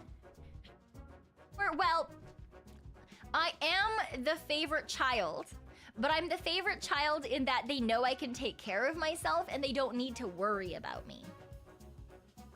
Which, this is not me extrapolating this. I have been told this to my face. Cause I complained. I was like, oh, you know, when we were kids, you guys spent like a lot more time like on Bro Hart. You spent a lot more time and consideration and money and whatever for him. And they were like, oh, well, yeah, because we know that you'll be fine. Oh, YouTube logged me out. YouTube, I need to see my chat, please. YouTube, I need to see my chat, please. Yeah. Yeah. Yeah, the low maintenance child. Exactly. You know, big sis. Low maintenance child, first child. It's fine. Cyan, take care of yourself. Look, I can come across as being incredibly competent if I want you to think that I am incredibly competent, okay? And I don't like taking, I don't like getting help. So like when Mon Pa Hart are like, hey, do you need money for groceries or something? I'm like, oh no, I'm fine. And there's like fucking 5 cents in my bank account. But I'm like, oh no, don't worry about it. Like, I've got it, we're doing well. Or if they're like, hey, do you like, we're going to Costco or something. Do you need anything? Oh no, no, no, no. You know, I'm perfectly good. I've even got I've got some food in my fridge right now. Like I'm doing good. So like, you know, I don't know. They offer, and I don't like I don't like accepting help. Which I know is not necessarily a good thing. It's something I'm actually working on as well. It's something I know. I'm God, what's it? It's like overly independent, like a detached, like, yeah, it's actually like a bad habit, and apparently like actually a really bad thing. Because it's in part, it in part comes from like not necessarily trusting that people are giving you things out of the goodness of their heart, but also because I don't want to seem like I don't want to be a bother, you know? I don't want to be a bother. And I feel like if I'm a bother, then people are just gonna leave. Yay, science trauma of the day. But like that's where it comes from, right? Like that's why it's not a good thing. Like if you think you're hyper independent, like, you know, when you're growing up, you think that that's great because it means like, yeah, you've got all this stuff, you've got it together. But it's apparently not, like, it's not actually a good thing. Is what I've learned and been told by professionals. Yes, the good old "you have problems" speech. And, you know, apparently it's not good enough that you know that you have problems. You actually have to actively work on not having problems. I don't like that part. I don't like that part. I don't like that part. True adulthood is realizing no one has their shit together truly. Yeah, right? You solve your problems? Oh no, exactly, Pippa. I know I have problems, but I've identified them. Isn't that good enough? Yeah. So, like, which is, you know, it's like a desire to prove myself thing. So like I feel bad when people get me things, which is stupid because I love getting things for other people, right? Like that's part of the reason that, like, you know, if I go out with people, and it's the first time I'm seeing them, like I'm going for lunch with a cute girly or a cute VTuber or like whatever, I will do my best to steal that bill. Even if I can't afford that bill. Because like I want to show them that like I appreciate their time and I really love like having them around, and it was like I you know, right? Like I want to show them that like I think that they're fantastic, and that's just part of how that's one of the ways that I can think of doing that, because I'm not great at I'm not great at socialing. So, you know, that's one of the ways I do that. So it's really stupid that I like just cannot get my brain to accept that from other people. When like I recognize that that's a way that I like to show appreciation for people. So yeah.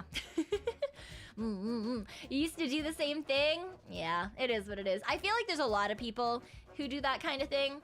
I think a lot of them as well might be like older siblings like myself, in that like we were supposed to be the example, you know? We're supposed to set the example. We're supposed to make sure that we have everything together, got everything right. So I'm really good at pretending that I'm put together, even if you guys are well aware that I'm a gigantic fucking girl failure. Yeah, so I've got a really good corporate adult mask that I use, and I've got a really good have my shit together mask. Yeah. You think it's when you grow up with another sibling? I guess it's like if you're the sibling who like was the quote unquote easy kid, probably is where that comes from, right? Just now getting into allowing people to do the same for you. Yeah, that's kind of what I'm trying. I'm trying to get there. It's certainly difficult. It's certainly difficult, right? Because like I think that that's also why, like, some people are really confident with being like, oh my gosh. So, I've said before that, like, I've had people who used to think that I was, like, a dom. I still don't fucking understand how. But, like, I used to get messages a lot of people being like, I want to be your pay pig. You know, dom me, or whatever. And I was like, I don't want to tell you to give me money. That feels so awkward.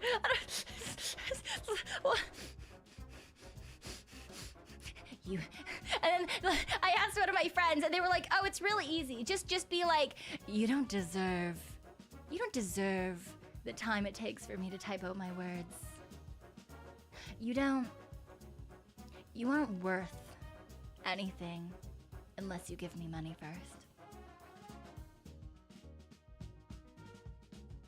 Give me fucking, I don't know, like 20 bucks.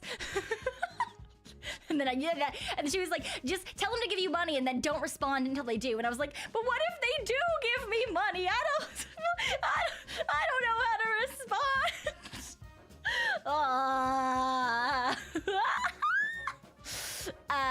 So obviously,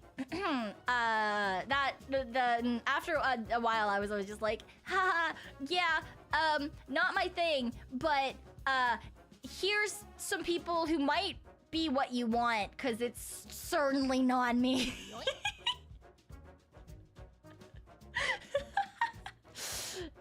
Ubagi, thank you for the super. Oh no! No! No! Thank you for the dono, but I am once again way too warm. No! I said no! Please, I'm so embarrassed right now. I don't think you understand. I'm overheating in my chair. Please. I wish to be ended. No. You hate me. Phantom, thank you for the soup. I appreciate it. I'm gonna fucking pass away. Rigor Mortis, thank you for the donut regret as well. No. I hate all of you. Oh my god.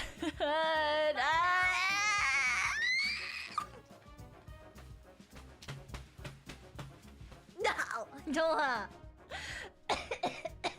Just gonna fucking but Pippa! Don't join them! No! CBD Doom King, thank you for this. Pippa, thank you for the super. Why would you do this to me? I'm dying.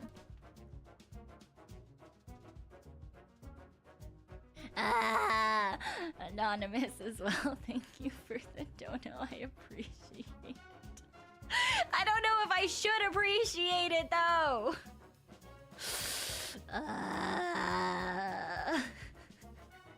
What do you mean? She can just ask for money. No, we don't need to ever fucking do that again. That happened once, and it was also vastly not okay. Podak, thank you for the fight. No escape now. Why? Thank you for the 5 gifted memberships. I appreciate it. If you are here and you got a gifted membership, please make sure to thank Podak and welcome on in. We have a member stream on Saturday. Do I fucking know what I'm doing for it? No, but I wanted to hang out, okay? Waverly, thank you for the soup. I appreciate it.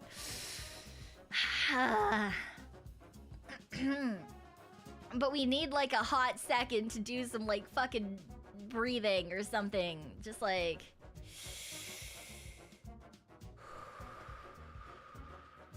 Thanks for your wallet. Hansu, thank you for the soup. We're trying to do deep breathing. That means that you can't set the little guy in the corner off, okay? Just...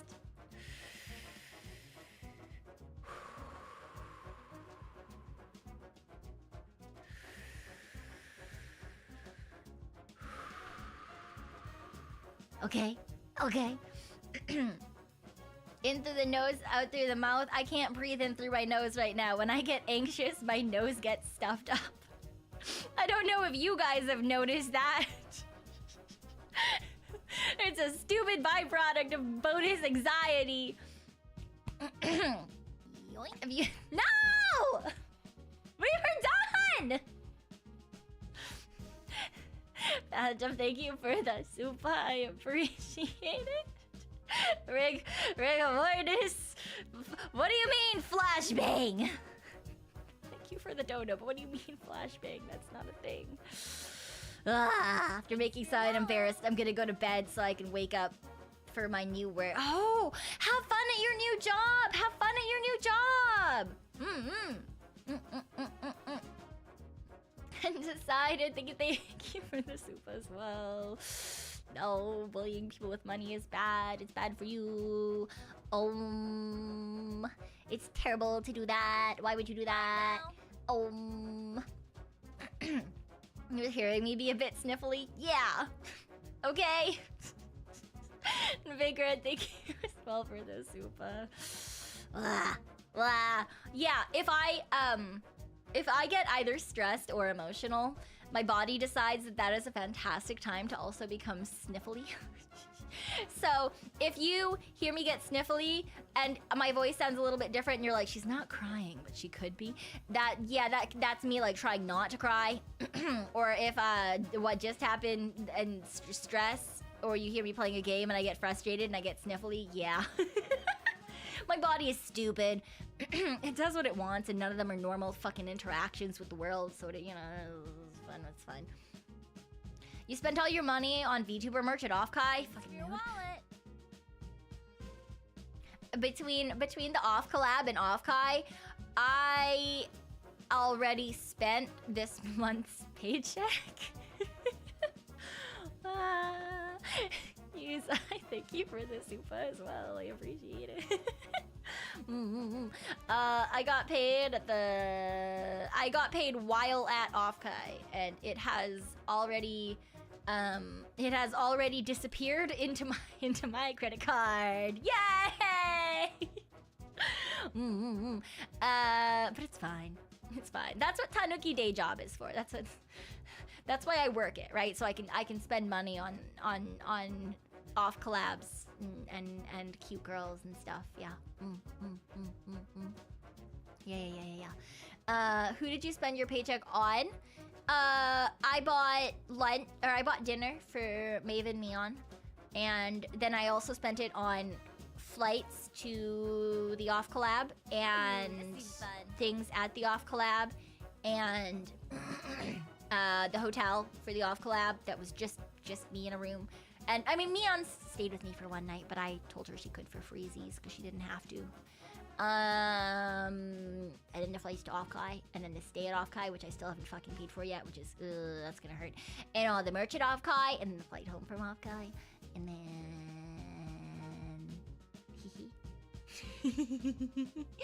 It's fine.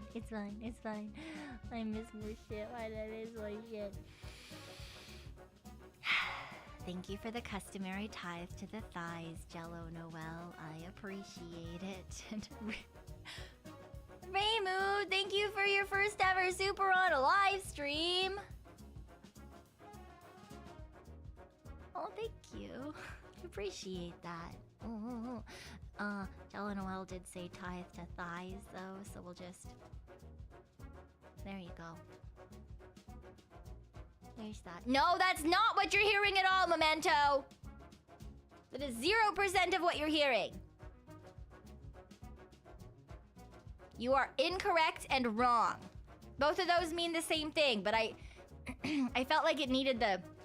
I felt like it needed that, you know?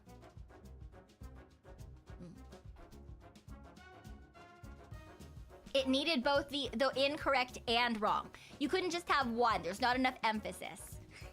Hello, Tia. Hello, Tia. The fucking standing man. Look, it's not. Your timing is impeccable. Okay, it's fine. It is what it is. It is what it is. I have not had the chance to ask Mima yet. What she's doing and how she presented that to staff. Because I have been really busy. I had to do Raccoon World work, and then lots of recording last night, and then yeah, I have not actually had any time to just like chill. I watched some cute girlies whilst I was at work. Not as much as I wanted to. I really wanted to watch Chio's membership stream today. Or not membership, her monetization stream today. But I wasn't able to because work was really busy at that point. But I was able to pop in on Maeve's stream. So she was doing a collab with Bree and a couple of people that I don't know. But apparently they're big deals in like Souls-like stuff. But it was, yeah, she was doing a collab, like a bingo lockout? Question mark. Anyway, they were playing. They were playing a Souls like one of the Souls like games. Maybe it was just fucking Soul. I don't know. I don't remember. And Elden Ring, was it Elden Ring? I don't fucking remember. I was just there to bother her. Honestly, I'd pop in at a like moment where there was like a hot second free of work, and then I would mock her for something, and then I would pop back out and actually do work. And I did see some people who were like, "Holy fuck! Like, I think you hate her," and I was like, "No." Violence is my love language. I fucking love Maeve. I would not have spent ball fucking ridiculous ass. That is the most money I have ever spent in a day, and I did it specifically because I wanted to see cute girls. Okay. Okay, if there's more proof that you need that I fucking love the girlies in V&U than me spending stupid amounts of money to spend one day with them. It's fine, it's fine, it's fine. Oh, have a good night, Pepsi. You have a link to first song cover form. Oh yeah, I was actually planning on posting that because I'm going to end it on Friday? Tomorrow? I wanted to end it either right before or on the weekend. I haven't decided yet. Either Friday or Saturday, I'm gonna end it. It looks like it's not going to be a tie now, actually. One of the songs has quite overtaken the others. Here, I can find the thing. Yeah, so I think there is like nearly 10% difference between first and second place now, which is fucking great. Because for a hot second there, it was really... there was a two-way tie for first place, and then the next one was coming right on its heels. On its heels. Oh my god, it was so fucking close. Oh, okay, it was almost a three-way tie, and I was like, I swear to fucking god. I swear to fucking god. No, don't tie the cover pole, they're red. Thank you for the super, but do not tie the cover pole. And you guys don't even fucking know what's going on anyway. And also, it's A, it's not how it works. B, you guys can't see. Ah, there we go. Thank you for the much nicer, the much nicer form of what I just like posted the link and I was like, ahaha, tee. It's impossible without knowing which is which. Yeah, and yet somehow you guys were doing it for the longest fucking time. I was like, I swear to God, I swear to God, if this is a three-way fucking tie. But it does look like one of the songs has pulled away. And it's a song that I quite like. Actually, it's really funny because a couple of the songs that ended up on the finalists list, and a good number of songs in general from the original list, are all songs that I like contemplated doing as a cover.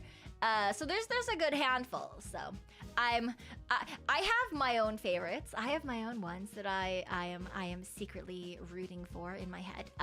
And I will be posting the result. Like, I'm gonna like show that like I'm not just fucking getting you guys to do a poll and then picking whatever the fuck I want.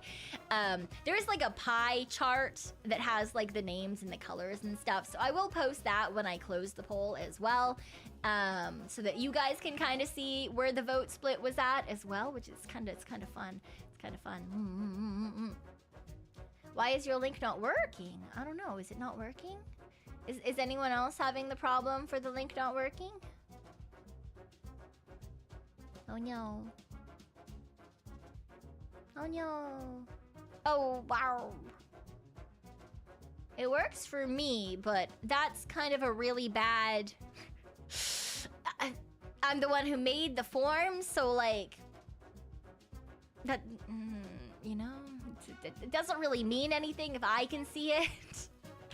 Hopefully it's still working. I don't know, we'll see. Nothing is stopping you from making a cover of the, yeah. No, that's the thing, this is gonna be the very, very, very first cover that I ever make. that I ever actually get, like, professionally done. Cause, like, obviously, I sing a lot. I've made little short singing songs. I've done karaoke's. I enjoy singing randomly. I like half the time will fucking sing things that I'm doing instead of just talking about them. But that said, I have no idea how to make a cover. I will be bothering every single one of the girlies who has made a cover recently, including our lovely Tia, who was just here. Oh, Tia, I love you. Tia, oh my god. If you guys haven't seen Tia's cover, please go check out her cover. It's so good. I honestly fucking cried when I heard it the first time. I'm so heckin' proud of her, especially because like she posted recently saying that she's also really proud of herself and how far she's come with singing and like getting opinions, and she's so good. Tia deserves the world, and I'm so glad that she is feeling more comfortable with singing and stuff because her voice is absolutely gorgeous, and I love her so much. I would love to see the thing that you recently recorded, Tia. I would love to. Yes, so I can only hope that I can only hope that my first cover is like half as good as Tia's. It certainly will not be as emotional based on the songs that are in the top 3, but yeah. I'm hoping that it'll do well because, like I said, I've never done an actual cover before. I've never gotten things like, I've never recorded for things to be mixed. I guess technically, I guess voice acting counts for that, so I can't say that. I've never had things mixed for a cover.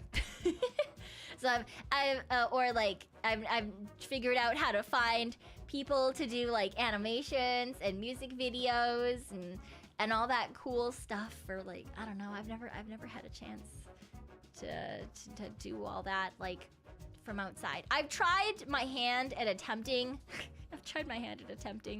to like make little videos and stuff before, and I've gotten art to attempt to, and they were fucking terrible.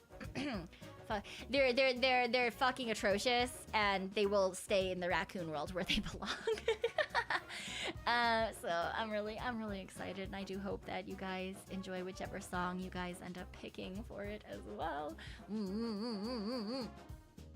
And so yeah, I'm so heckin' excited. T, are you streaming today? No, actually, you know what? Never mind. I was like, I'll just like stream until Tia starts, and then I realized that Tia usually doesn't start for like 3 or 4 hours, even if she is streaming today. So like, maybe that's a bad idea. Maybe I don't try to talk for another like 3 hours. Maybe I just like actually go to bed for once in my life. you know? I actually like actually like get some fucking sleep or something. No, Tia, you do not start a stream for me right now. That is not a thing. No, no, no, no, no, no, no. No, no, no, no, no. I mean, I can stream for 6 hours, but maybe not today. Maybe not today. I am, like I said before, I may or may not, I may have just come off of vacation, but it was it was less restful than me not being on vacation. I slept less than usual on this vacation. And there was more socializing, and there was more exercise. So like, really, it was like whatever the opposite of a vacation is. It was fun. But I don't know if it was a restful vacation. It was certainly a fun time. I would not have traded taking that time to go chill and hang out with people for anything. But yeah, and someday, hopefully soon, someday, I'll get to do that with Tia and with Pippa, and we'll go hang out, and it'll be a good fun time. And yeah. And I will do my best to not sit against any walls. Oh my god. Oh, wait. I have one more story about me being a fucking creeper. About me being a fucking creeper at con.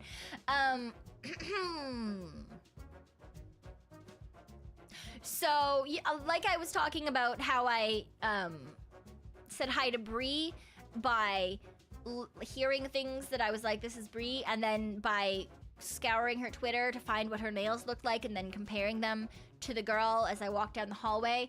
I did the same thing with the girlie that I met up with on day 2 that I'm not gonna say who because I don't know if she said she went to Off Guy.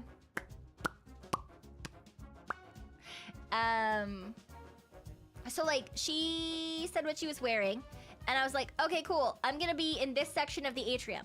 And she was like, okay, cool. And then I was like, okay, I'm over here. And then I saw someone look at their phone, but they didn't respond and they put it down. But it looked like it could have been her, but there was like another girl that was like sort of similar as well.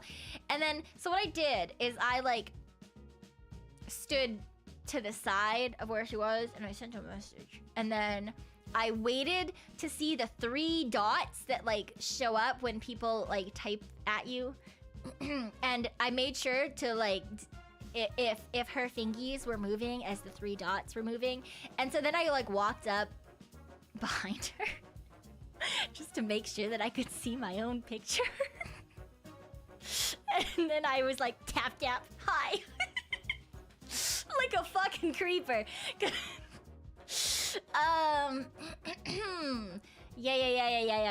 So, you know, ma'am, what? Yeah. I am bad at socializing. I am not good because I didn't want to be like, hi, are you so and so, and then they like, and then it like wasn't, you know.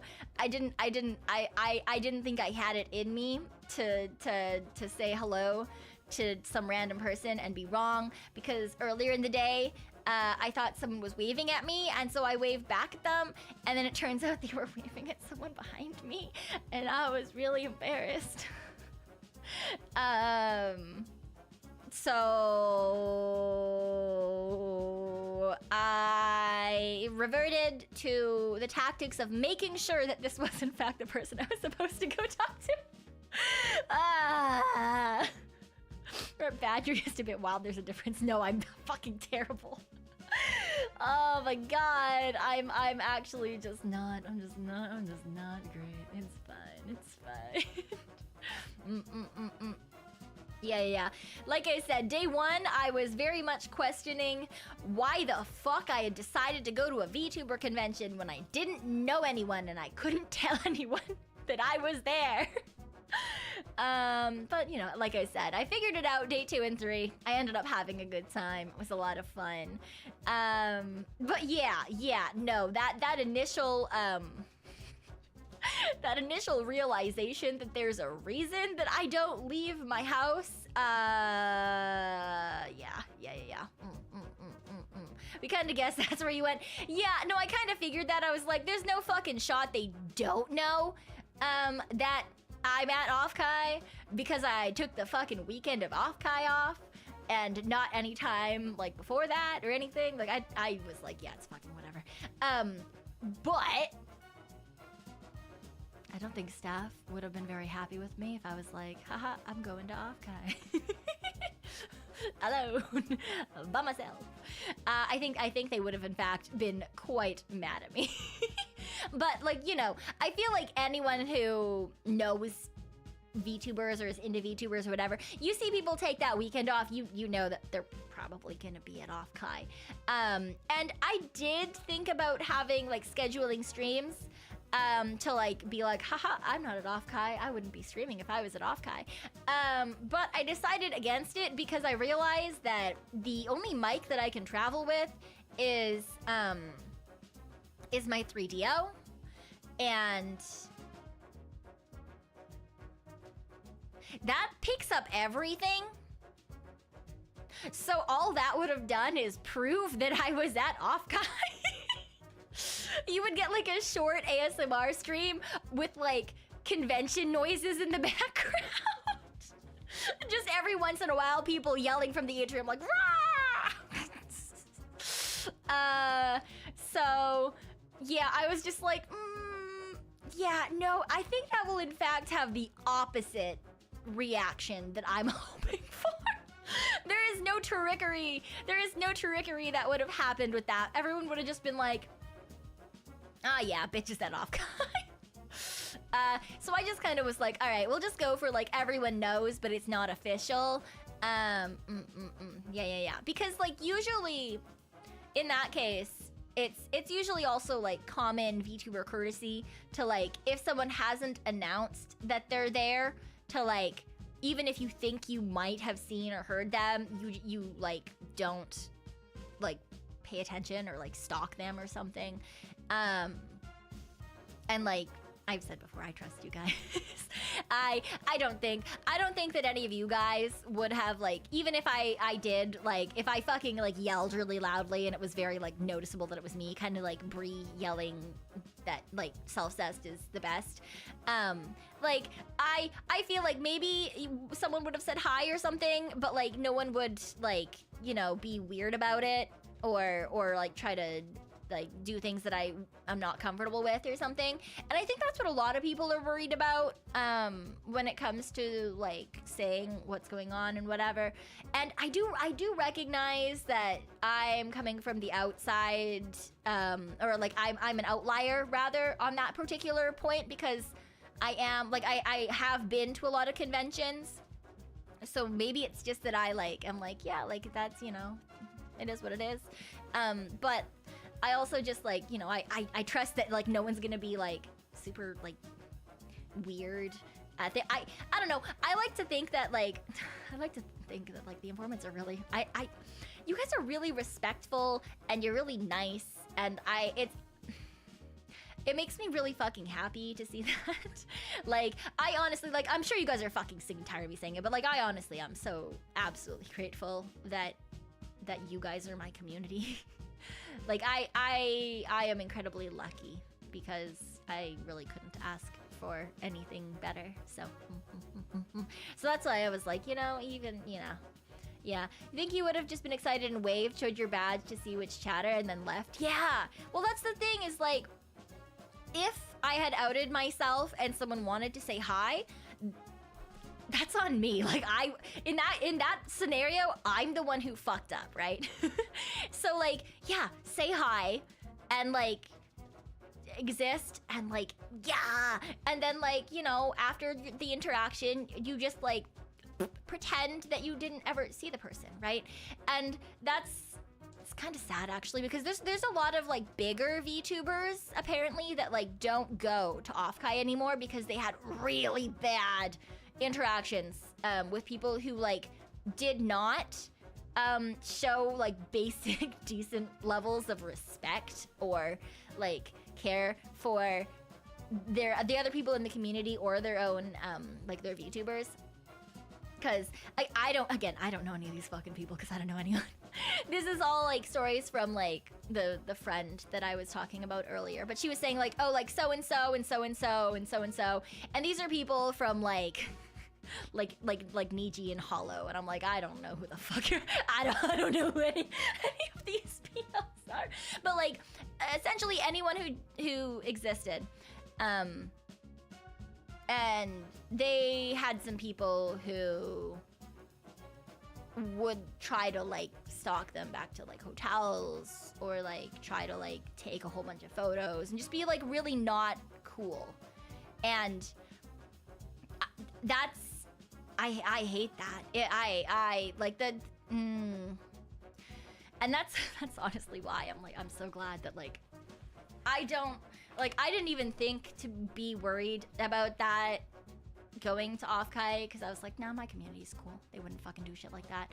And then I like heard stories and I was like, Jesus fucking Christ. Why? What? Like, okay, you can be a fan of someone and not be weird about it. I don't know. Like, I love a lot of people too, and I'd be really excited to meet them. But then, you know, you don't like follow them back to their hotel room or something. That's weird. That's a good way to make sure that your Oshi never wants to stream again. Because, I don't know, like, if you make people vastly uncomfortable, why would they want to, like, if they think that that's the community they're creating, why would they want to keep creating it? That's such a bad, like, I don't understand. I don't get it. I don't understand.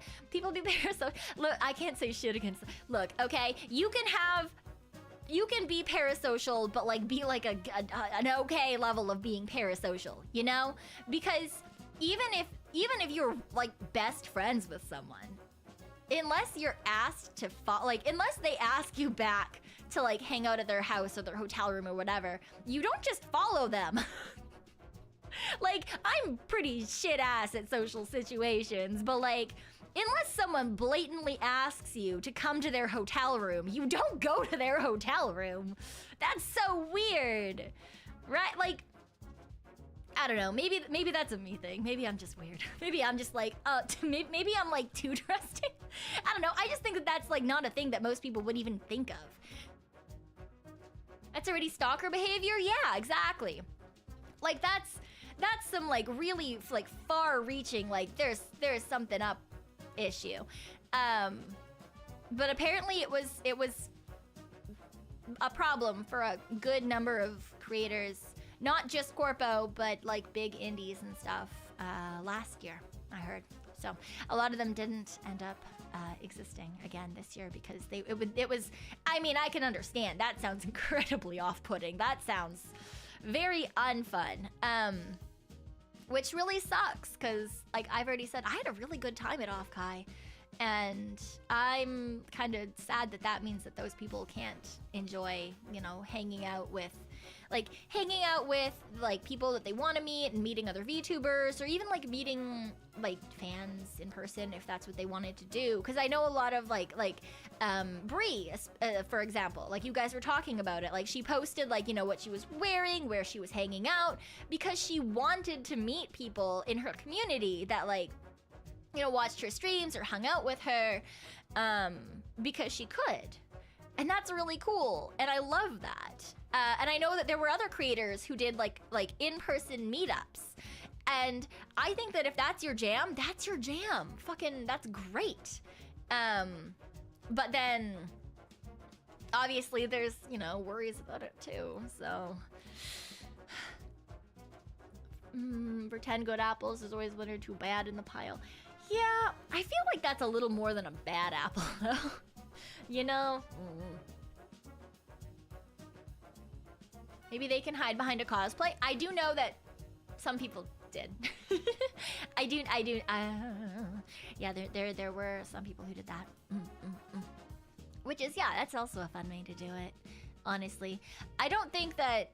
No, I think it's like I love the idea of meet and greets, but like I don't know. I'm not I'm not an in-person person. I've never been an in-person person. I've told you all the stories about Off-Kai and how I'm not an in-person person. So, you know, are you ready for peak summer? I am fucking not. I am fucking not ready for the summer. Oh my god. It is already too warm. It is not even that warm here yet. We've been going back and forth in Raccoonadia.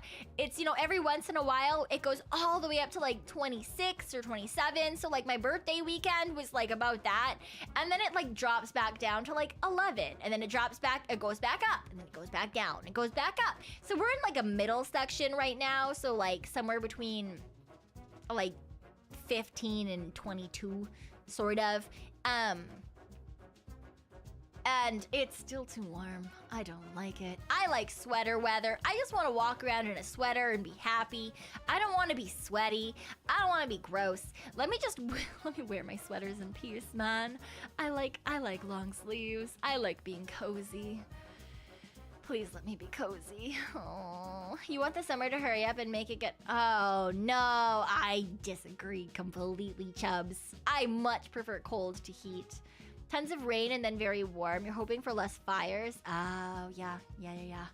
That is an issue. There's a lot of places that, I mean, have always had fires, but nowadays have way more fires than they used to.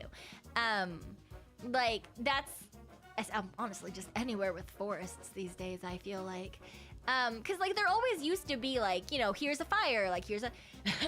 But, like, as I've gotten older, there's like, you know, as a kid, we used to go camping, and every once in a while there was like a campfire ban because it was too dry, and therefore you couldn't have like just a normal wood campfire. If you had one, it had to be in a pit or something, right?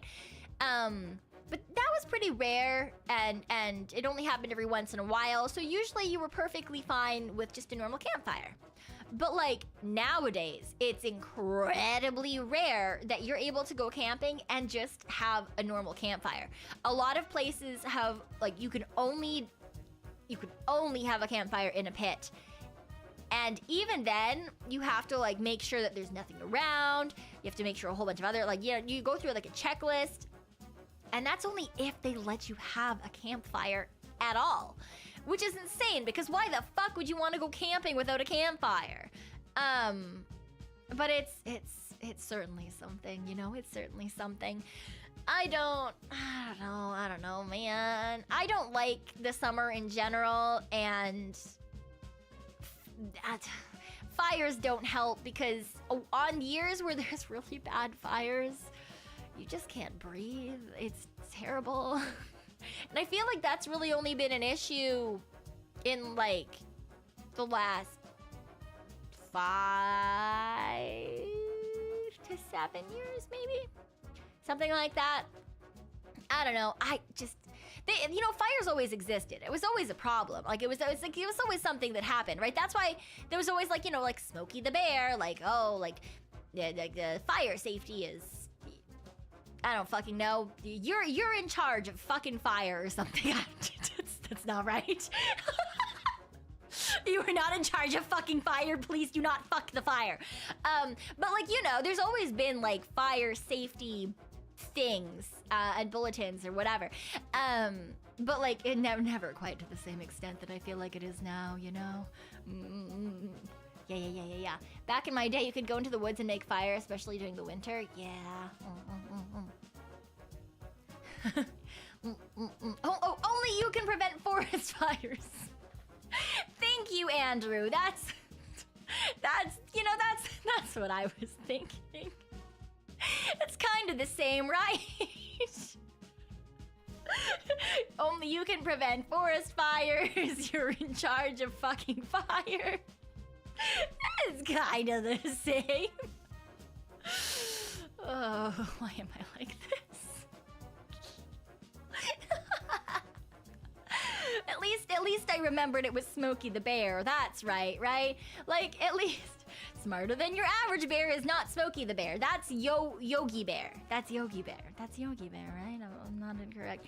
It's a picnic basket. Yes. Yes, yes, yes, yes, yes. Different bear, totally different bear. I would not trust Yogi Bear to be in charge of forest fires. No, that's a bad idea. That bear would set everything on fire for a picnic basket. Just for funsies even, honestly. Only you, my ass. How the fuck do I stop that shit? Yeah, I did always question that. There's always slogans like that where it's like, yeah, like that one, or like, oh, like, there's slogans about like blood in different places that it's like,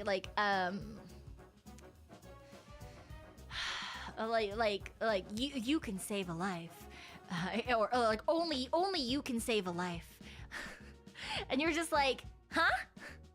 Me? Not anyone else? Are you sure? Because I can't donate blood. If it's only me that can save a life, we're fucked. I'm not allowed to donate blood. My iron levels and my blood pressure are both too low for me to be I literally can't. Everyone is going to die. If everyone is relying on me to save their lives, to donate blood, everyone is going to die. So, you know, it's fine. It's totally okay. I used to question that a lot. Those kind of slogans when I was a kid. I was always like, well, I guess if it was on me, does that mean that I own their souls, and therefore I can sell their souls for Skittles? I don't know if anyone else sorry. I don't know if anyone else did this thing in elementary school where you would like trade away like souls for snacks. I don't know if that was just me or if that was someone else, anyone else, please. Oh my god, I'm dying. But yeah, in elementary school, we used to like, no, okay. Even Tia's like, what the fuck is wrong with you? So no, in elementary school, we all used to like, we would write down like every person's soul that we like quote unquote owned. And you could like, people would be like, oh hey, if I give you my soul, can I have those like Dunkaroos? That's the word. And you'd be like, yeah, okay. And then you'd write their name on your list, and now you own their soul. So they can't trade their soul for snacks anymore. But you could trade their soul for snacks. So I what the fuck is this cultural shit? Look, it's fine. It's fine. Don't worry about it. So I amassed a lot of souls in elementary school. And then I bought a lot of Skittles. And then I would sell them for more souls because they're pretty close to where the school was. There was like places to buy snacks, but it was not, you were not allowed to go there. You were not, I mean, there were different places, right? So you would have to alternate so that they didn't catch you. Because if they saw you in there too many times, they would be like, wait a second, this isn't right. Because you needed a pass to leave school grounds, okay? I did not have a pass. I just like would book it off in different directions towards like different shops. And sometimes they weren't even shops. Sometimes they were just like a fucking vending machine outside of like, what is the word I'm looking for? Amenities. Yeah, like an amenities hall or something. And I would like take my allowance and I would like buy snacks in the vending machines or in the stores. And so yeah, one of the directions was like through a little forest thing, and some of them were like across roads, and some of them. So like I would just like book it in different directions and come back with snacks, and then I would amass souls for Skittles. And this is why kids are scary. I don't know what you're talking about. Oh, maybe I figured it out. This is why why I'm still alive. This is how I'm still alive, you guys. This is it. I figured it out. Right? How I can survive with such shit nutrition and such little sleep and be like a decently functioning Tanuki. This is it. I figured it out. Why the doctors are like, how the fuck are you alive? And how other people are like, why the fuck can you do this? Instead of me dying. Oh no, that sounds terrible. Never mind. I don't like this idea anymore. It's fine. Traded souls for Skittles. That tracks, to be honest. Right? Right? I got so many. Soul shit sounds like a scam. Yeah, honestly, I think as kids, you don't really think about it because you're just like, you know, they say a soul is forever, but what's forever anyway? Right? Like, it doesn't seem like it's gonna be all that long. It doesn't seem all that important. Then you think about it. Forever is a really long time. Forever isn't long at all when I'm with you. Anyway, every once in a while that song gets stuck in my head. I don't fucking know if anyone else knows what I was referencing with that. Has anyone seen the Winnie the Pooh movie? There's a Winnie the Pooh movie. And it's like Christopher Robin and Winnie the Pooh, and there's the song that they sing that's like, yeah, forever's a really long time. No, forever's not long at all if I'm with you. Oh. It's very cute. It's very cute. Which one? I don't fucking remember. It's a Winnie the Pooh movie. Not an episode, a movie. It's animated. I don't fucking know. Let me see. Winnie the Pooh movie. It's surely something. I think it's just Winnie the Pooh. I think it's the 2011 film? Maybe. And I think the song is called Forever and Ever, I think. Right? Am I crazy? Or no, that's from Pooh's Grand Adventure. Oh, maybe. Oh, the search. Yeah, Pooh's Grand Adventure, the search for Christopher Robin. That's the one. Yeah. Yeah. The song is just cute. Every once in a while, it pops into my head, and I don't know why. Because I haven't fucking heard that song since I watched the movie one time when it came out. And to this day, it just will randomly pop into my head. Have I ever sung rock? Like rock songs? Yeah. I've sung rock songs. Not well, but I've sung them.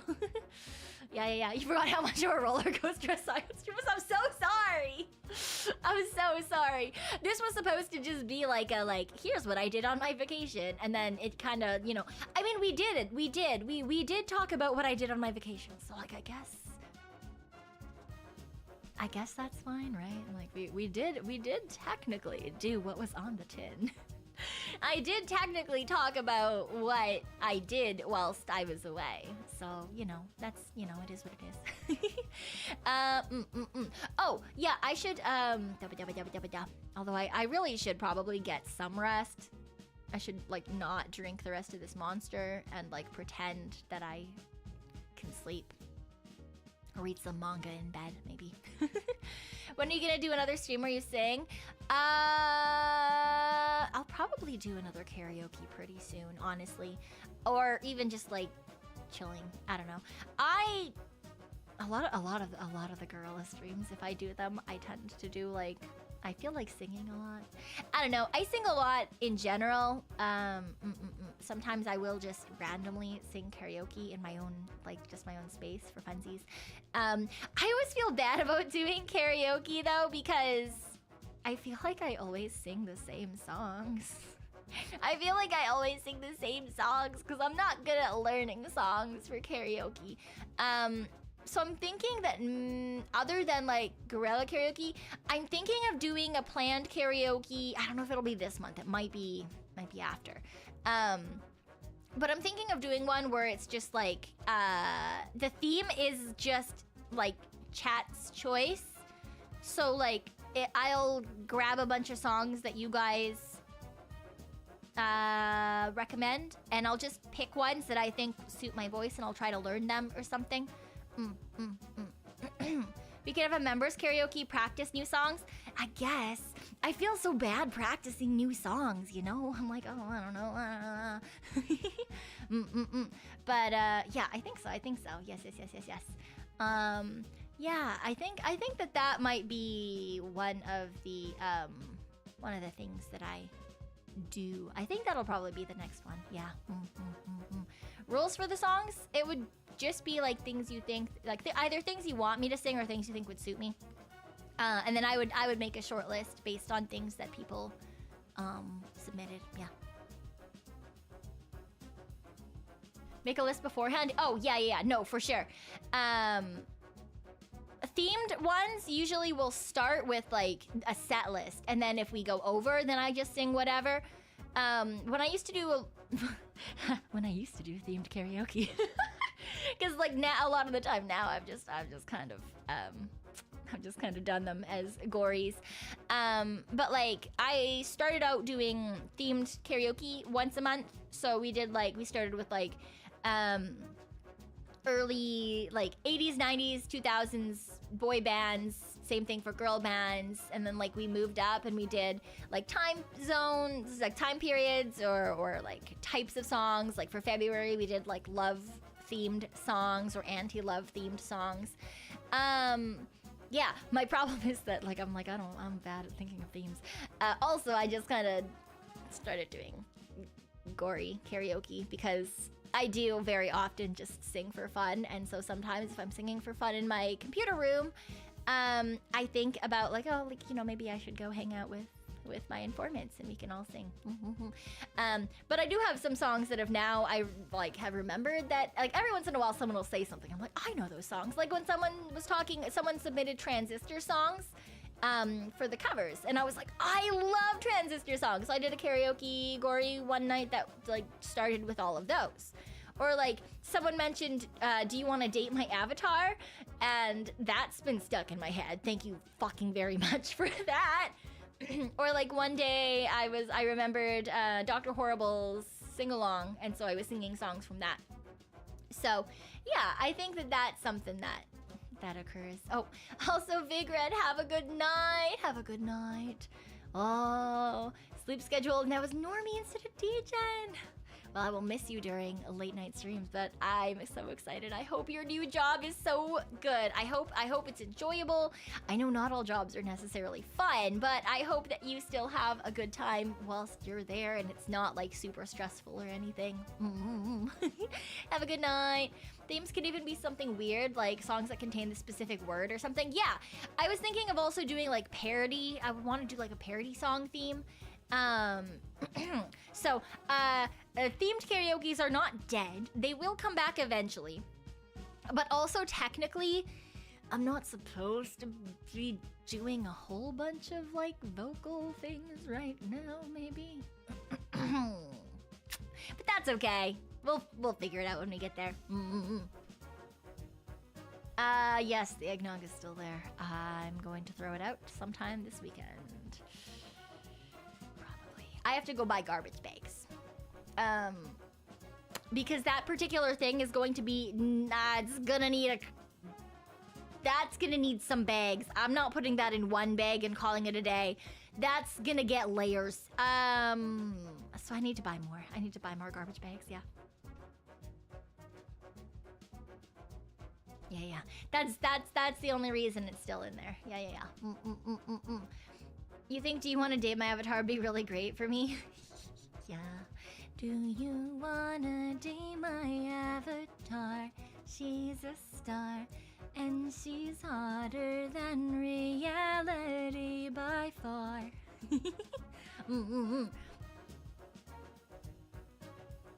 Can you give me motivation to study? I don't know. Good luck. I was a shit-ass student when it came to studying. So, you know, do your best. Good luck.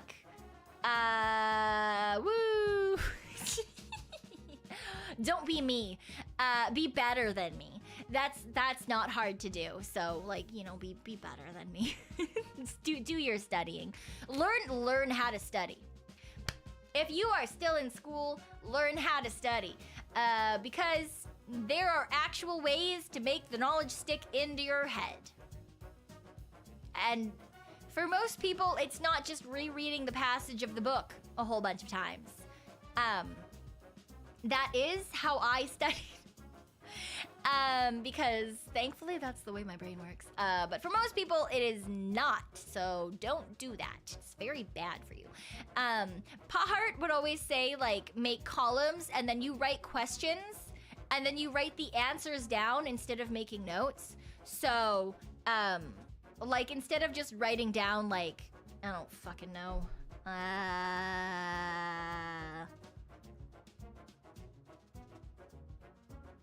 What's a fact that you would study? I don't know. Instead of writing down the mitochondria is the powerhouse of the cell, you would write down the question on one side that's like, what is the powerhouse of the cell? And then on the other side, you would be like, the mitochondria. And then you would draw it. Because for some reason, science classes love to have you draw stupid bits of things. If I look at a diagram, I can tell you what it is. Why do I need to be able to draw it? Huh? Are you testing my art skills? I thought this was a science class. But apparently, like, if you're good at, like, question and answer recall, that's way better than just, like, writing normal notes. And he used to always try to force me to do that, and I was like, this is a waste of time.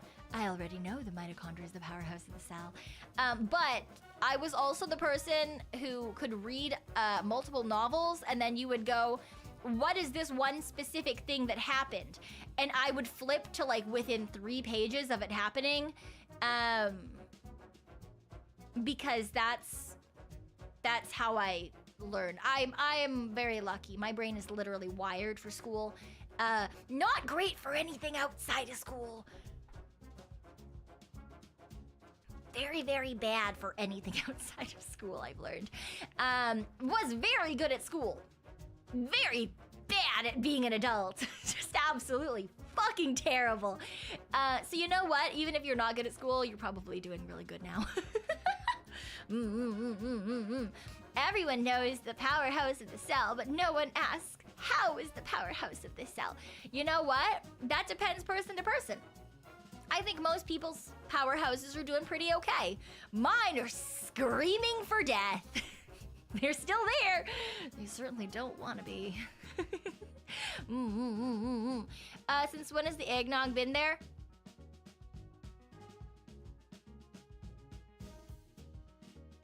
Two or 3 years?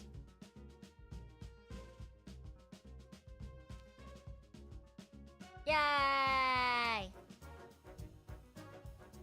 It's a toddler now. And that's why it needs multiple bags. I'm not taking this thing out of the fridge without it being in multiple bags. So I'm going shopping for garbage bags tomorrow.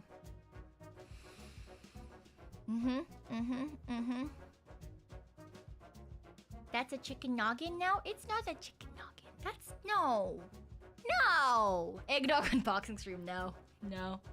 Although I will agree it would be an unboxing. That shit's definitely solid.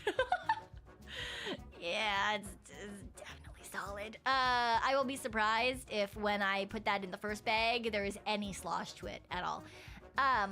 But I am also not about to open the top of it because I am certain that there's gonna be like 12 billion types of mold and possibly something like prehistoric in there.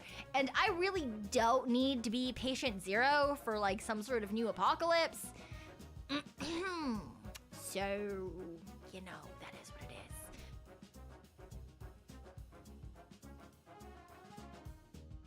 But that's fine. No, we're not doing an eggnog ASMR stream. There is no heckin' chance we're doing an eggnog ASMR stream. Don't worry, Cyon, it's just chunky milk. No, I don't even like normal milk. What do you mean chunky milk? That sounds so fucking gross. No. Cause of the zombie apocalypse, Cyon Hart. No, specifically Cyon Hart's eggnog. Yeah. No, we don't. Just fucking eggnog, man. I can't. Eggnog's the R.I.P. version. Alcoholic cheese. Why is it alcoholic? It doesn't make any sense. That doesn't make any sense. Oh my god. Is it like milk solids? I mean, I guess, technically. It's gonna be more like The Last of Us because fungi? Yeah! I mean, The Last of Us fungi technically exist just on a small scale and they don't really affect humans, but... Cordyceps mushrooms are kind of cool though. Or they're not mushrooms, they're not mushrooms, but you know, they're cool. I don't know, have you guys ever looked into like into cordyceps fungi? You guys know what I'm talking about? I feel like a good handful of you at the very least must know exactly what I'm talking about. They're like a, I mean, they're not, they're like parasitic fungi. Yeah. They're kind of cool. They're cool unless you're an ant. Yeah, I guess so. Yeah, because they grow on like ants and caterpillars and like sometimes like wasps and shit. But yeah, they deal generally. They're a parasitic fungi that generally parasitizes insects. They're really neat. Usually the go-to fungi for zombies and mind control tropes. Yeah. Yep. Exactly. So like if you see like fungi, like mushroom, parasite type zombies, usually people are basing that off of something like a cordyceps, which is really neat. And then I've seen a lot of other random interesting ones as well. If you have ever seen Parasite in general, it is a manga and anime. And I guess technically now there is a live action based in the same universe, not the same characters. But that is it's another like parasite taking over a host. It's not really zombies or anything. But it's like it's not human, and so it's interesting. I quite enjoyed Parasite when I read it. But like there's a lot of things that are kind of similar to that as well. Like I've mentioned, I've mentioned one that I was reading, and it's like some like trip to Seoul or something. It's in Seoul. I don't know. It's a horror one based in like Korea, and it's the same idea of like these cells, and if you touch them, you get turned into they get like mutated and turned into this like zombie-esque thing that all it wants to do is like reproduce the cells. So it's another one of those like parasitic. Technically they're monsters and not zombies. But that kind of thing I think is really fun. I like horror. I like reading horror. I'm not good at playing horror games, and I'm not good at watching horror, but I really love reading horror. Although I can only do that because I go to sleep when the sun is up. If I read horror, I can't deal with the dark. I say this as a person who has almost every light in my apartment on if I am home, which I know is not good. Okay? I understand that. I don't like the dark. I am a scaredy cat. I feel like any informant who has been around for a hot second already knows that. Electricity bill? Oh, well, I do make sure that all of the things I have are like they're all like saving things. Like they're all like low power stuffs. And like places like the bathroom that has like multiple lights along like a vanity wall. Only one of them actually has a light bulb in it. So, I know it's not good, but I do like minimize the amount because like I don't really want to pay $12 million for electricity every month. So like it's not, I don't technically use that much. I think my computer is still, I mean, I guess the fridge as well. The computer and the fridge are still the things that use the most. But yeah, if I'm home and it's not day,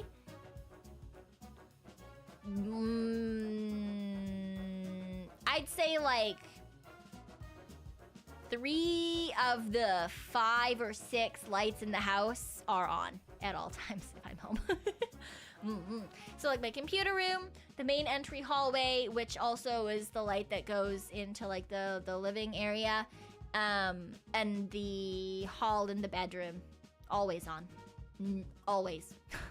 Unless I am sleeping. They get turned off when I go to bed, and then they get turned back on when I get up. Yeah.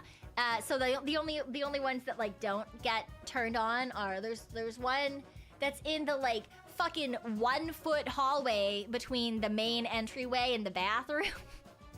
That never gets turned on unless I'm specifically looking for something in that closet. The living room doesn't get turned on because I lost the remote for the light. I don't know where it is. Because it's one of those, it's like a ceiling fan with a light in the middle. The ceiling fan has not been turned off once in the last 2 years because I don't know where the remote is. Which is fine, you know, air circulation's great. And then the kitchen light, because I don't go in there. Those are the ones that don't get turned on. Yeah. Infinity ceiling fan. I mean, that's fine. It's for creating airflow anyway, right? So therefore, having the ceiling fan running is a good thing because it means that there's not going to be stagnant air in the apartment, right? Yeah, that's what I tell myself. Yeah, it's fine. Big ceiling fan chandelier combo. No, it's like a really modern, like it's like a normal like flat LED like pot light just in the middle of a ceiling fan. And technically, if you turn it off, the ceiling fan blades could be like retracted. So it just looks like a silly looking light with like fucking, I don't know, rocket things coming off of it. I don't fucking know, man. But I don't know where... No, it doesn't have a string. It's a modern one. It has a remote control, and that is it. I mean, it does have an on-off button, but it's above the blades, so you'd have to stop the spinning blades and then turn them off, which is a bad idea. Yeah.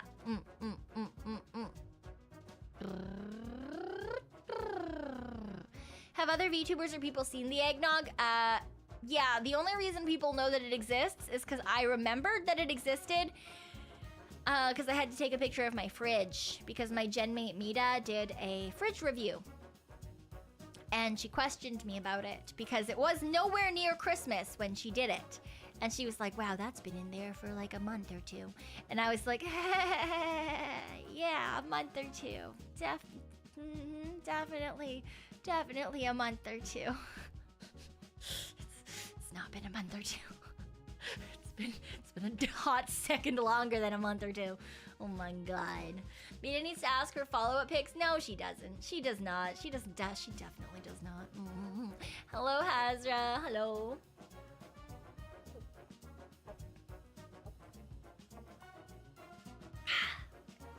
Nom nom. Delicious. Could it be reconsidered as a poison? Honestly, if I opened the spout of it, yeah, definitely.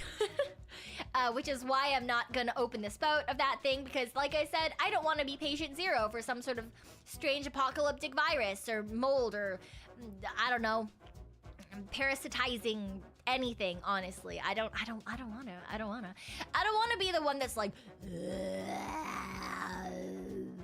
brains. Or something, okay? If there is an end of the world apocalypse scenario that comes out of a horror anything, as I said during the debut game show, I'ma throw myself out the window. I don't want anything to do with that shit, okay? Look. No one should be surprised. I'm a fucking scaredy cat. I am afraid of everything, okay? The other day, I scared myself because I forgot that I had a mirror in the hallway. And I saw me in the mirror, and I was scared. All right?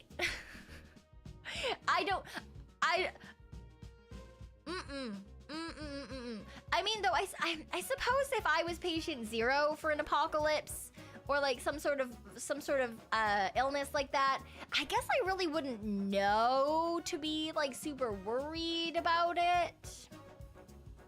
So like maybe it would be okay if I was patient zero, but then you get immortalized. You know, if it's not an actual apocalypse, right? Like you just kill off like 50% of humanity and then everyone else lives, or like they live behind a wall or something. Now you're just that bitch who tried to destroy humanity. You get written into like textbooks and shit if they figure out who you are. Man. I don't want to be remembered as that one Tanuki who almost destroyed the world but then didn't even do that properly. Oh my god. It's like all the things you could choose to do in its attempt to destroy humanity, and you didn't even do that right. That's what my mom would say. It's fine. The first zombie Cyon Hart. Exactly. Would be the kind of thing you do? No! It would not be the kind of thing I do. That's not true. That can't be right. No shot. Your mom sounds nice. She is. She's a very kind woman. She's an incredibly nice woman. She's just also an Asian mother. Yeah. Easy solution, don't believe in movies. Dude, after the panini, I used to be like, this would never happen. People aren't that stupid. I don't think I can think that anymore because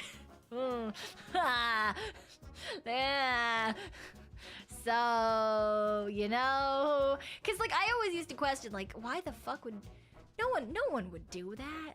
No one would get bitten by a zombie and then hide it and go into the shelter with all the people who are safe and then turn into a zombie and kill everyone. But then there were like people who were like, I'm fine. And they would try to go to like a small family meetup, but like, and hide that they had COVID. I don't fucking know, man. I'm like, what? Why? I used to think that was so unbelievable. I was like, no one would fucking do that. That's so stupid. Or just so much shit like that where I was like, it would happen in horror movies. And I was like, no shot people would do that. Like, no way. And then like, I was like, oh, okay. Never mind. I owe so many apologies to so many screenwriters. Oh my god. Yeah, that's all. Yeah, it is a thing a lot of people did. It is. Yeah. Yep, it is certainly. I was certainly proved incorrect. I had far too much faith in humanity, apparently. So, you know, the panini taught us that movies were right. It did. It did, and I fucking hate that for me.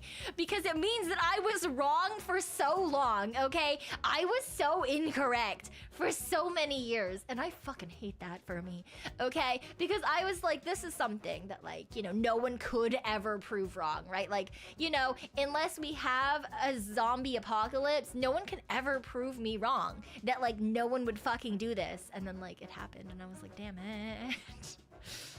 Oh, just an idiot now. It's fine. Your mom and sister were fine, but your dad thought he just had a cold when you went to visit. Rip it, pepperoni. I mean, that's not, like, malicious, though, right? That's like when you find out that the zombie virus is airborne and someone who doesn't even know that they have it accidentally zombifies a group of people, you know? that's not the same as like hiding it, right? And like knowing that you're gonna turn, because like everyone knows that you're like, if you get bitten, you're gonna fucking be a zombie. Yeah. I think that those are very different, right? Doing something like knowingly and or maliciously, as opposed to doing something without knowing, when you like think that it's fine and you've like taken like necessary precautions or whatever. Very different. Very different. You're glad you got your sense of smell back. Yay! Yeah, some people lost smell and taste just in general, which fucking sucks. Yeah. You still haven't gotten it? Nice. Lucky. I've had it twice since I debuted.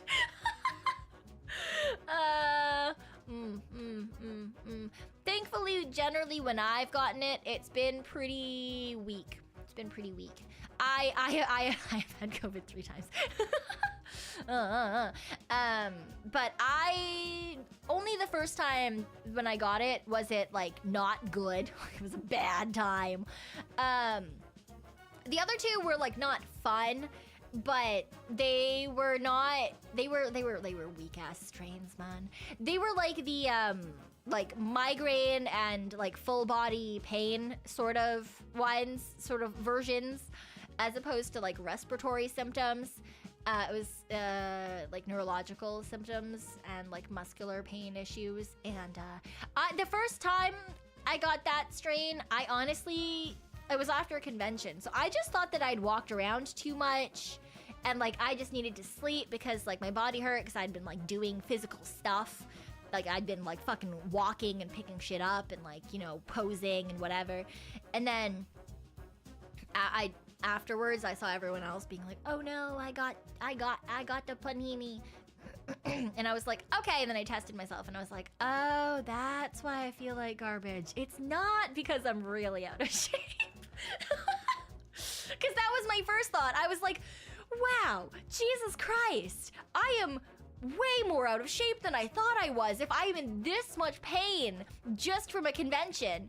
And then yeah, like it turns out that like, no, no, I am not in fact that out of shape. I just had COVID. So, you know, it is what it is, right? It is what it is. Yeah, some of the strains are way worse than others. Oh my gosh. And like obviously some people get it way worse than others. But I am 99% certain that that's where my throat issues started, was with me getting that. So it's not all, you know, daisies and nope, daisies and mirrors is not a thing. It's not all smoke and mirrors means illusions. That's not the one you're going for, Cyon. It's not all tulips and daisies? No, that's definitely not right. I give up on this fucking saying. It's not all happy-go-lucky, everything's happy, yay. Woo. Yeah.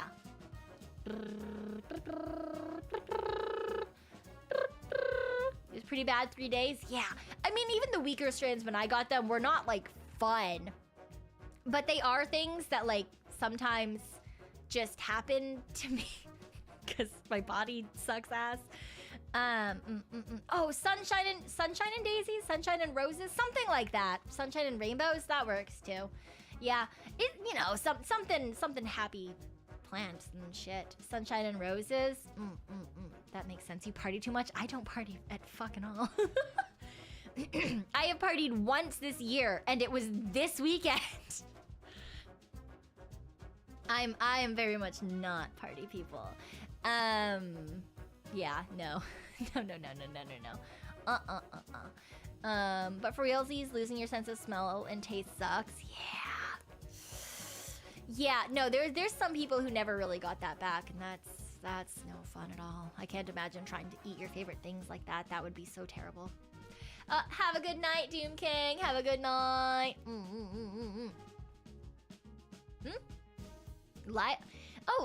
Shorts streams have been a thing for a while now. I want to say like 6 months, but that could be incredibly incorrect. I don't know. Time is weird and I'm not good at it. One of my one of my coworkers today was like, "Oh, we moved to this new system at work 2 years ago," and I was like, "No, it's the new system. It's like a couple of months old." No, it's been 2 years. What do you mean it's been 2 years?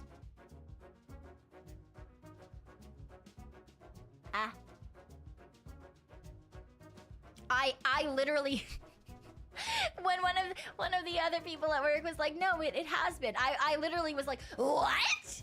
At the top of my fucking lungs as I was leaving, and I was like, "No, that was a stream scream, not a workplace environment scream." It was like a hot second of like, that was not work appropriate. But I was so surprised. I was like, "What do you mean? It's been 2 years." I refuse. I absolutely refuse. So yeah, if you haven't noticed, I have time blindness. I am not good at time. I could not tell you when anything was. New York was like a year ago, but also like 3 weeks ago. I'm fucking terrible. I'm absolutely, I can't deal. Means that you've been working so hard you lost sense of time. I mean, that's a nice way to look at it, but it's definitely just that I have ADHD. Panini warped our perception of time. Yeah, that didn't help. That for sure didn't help. I mean, I feel like for me, it was probably better than for like a lot of people because I am introverted and I don't leave my house much other than for work. So my life didn't really change a lot. My life really didn't change a lot. But of course, if you were more like extroverted or you had a job that like mandated going into things or whatever, like obviously that would have been a really big change. Yeah, so I could see how like a lot of people had their life kind of flipped around. Mine stayed exactly the same. The only difference is that masks exist more. Cause I was already one of those people who wore masks in public if I was sick and I had to go out to like the grocery store or something. Cause I grew up with an Asian mother who was like, "Hey, you need to do this. And also, here's a visor for the sun. Makes you look like a gigantic, terrifying duck." I did not wear those. She would give them to me and I would go outside and then I would take them off and then I would never use them. Because they look silly. And those of you who have ever seen like older Asian women, like adult Asian women, especially if they're like middle-aged ladies, you know exactly the fucking sun visors that I'm talking about. They're absolutely giant and I don't understand. I get that you don't want a tan, but is there not like a better way to do it than that? And also, you're already wearing sunscreen. Why do you look like Kaiju Duck? But also, you're in long sleeves. Why the fuck are you in long sleeves? Poker visor XL? Yeah, essentially. Just wear sunblock? Right, that's how I go into it. I'm like, you know what? If I get a little bit of a tan, that's fine, I guess. I never see the sun anyway. Just put sunblock on if you want to make sure that you don't get, like, skin damage or whatever, and then just, like, chill. It's not that hard. Like, Hart has a glove. It's, like, a driving glove. And it's literally for the window side of the driver's seat so that like that arm does not get tanned if the sun is on that side. Why? What do you mean? That's so stupid. It's so fucking stupid. They probably complain about the sticky part of sunscreen. No, these people all wear sunscreen as well. Just so much fucking sunscreen. I, on the other hand, should wear sunscreen more than I do. I own sunscreen, and I put it on sometimes. I want to say like 40 or 50% of the time, and it's not enough. You're supposed to put it on even when you're just like sitting by a window, which I never do. So you're supposed to put it on anytime your skin sees the sun, essentially. So when I go outside, I try to put it on, but sometimes I just don't bother, because if I put sunscreen on, then I have to worry about getting sunscreen off at the end of the day, and I don't really want to deal with that. So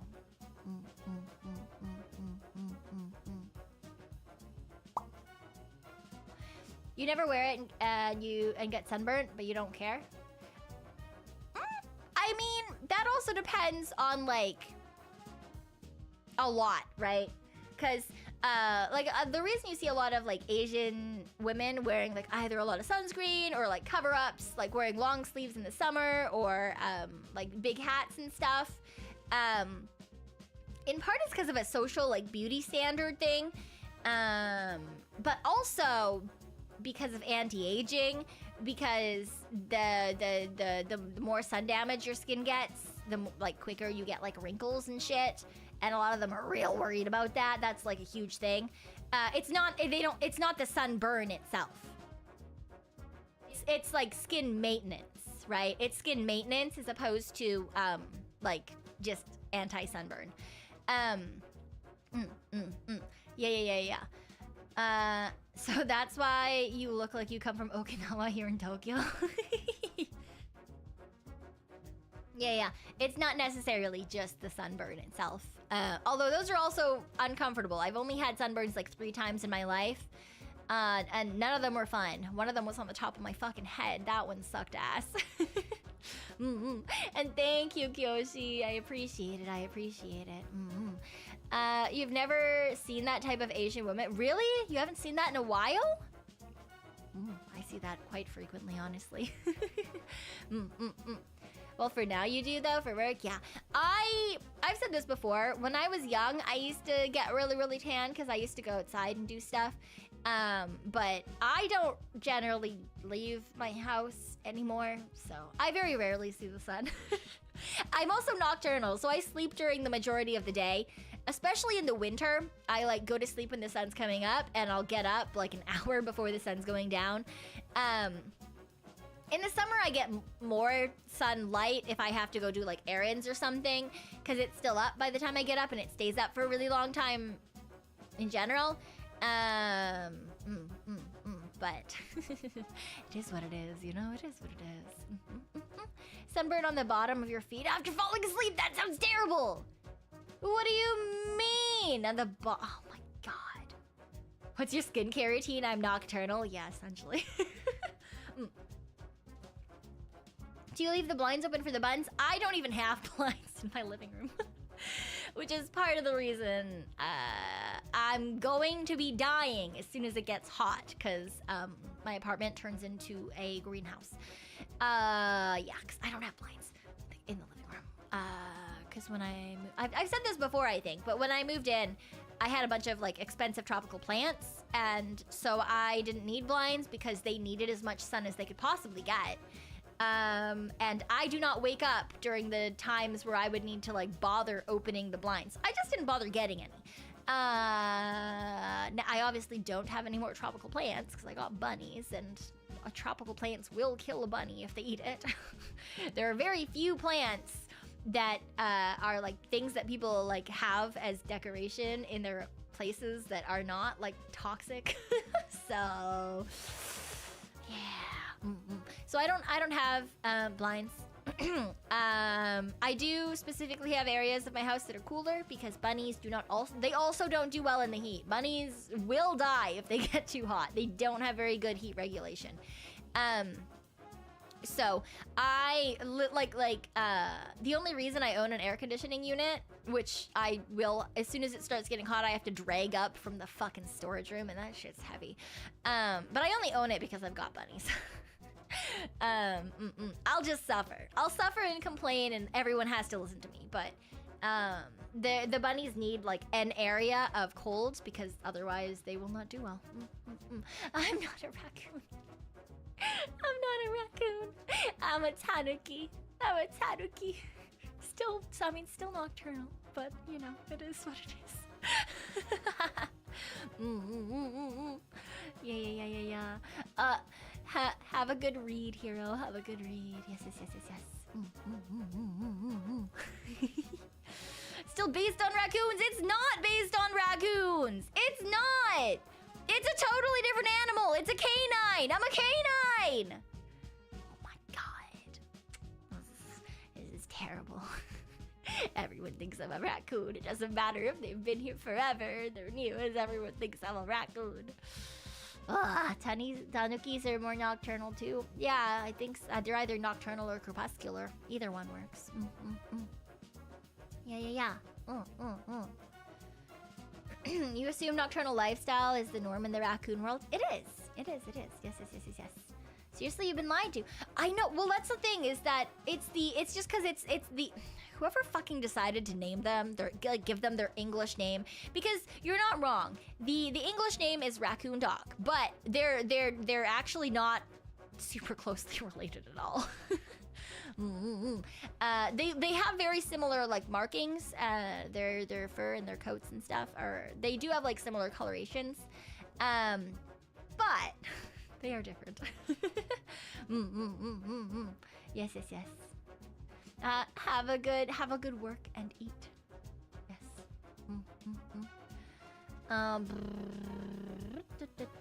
You did not see my family in the wild. You did not.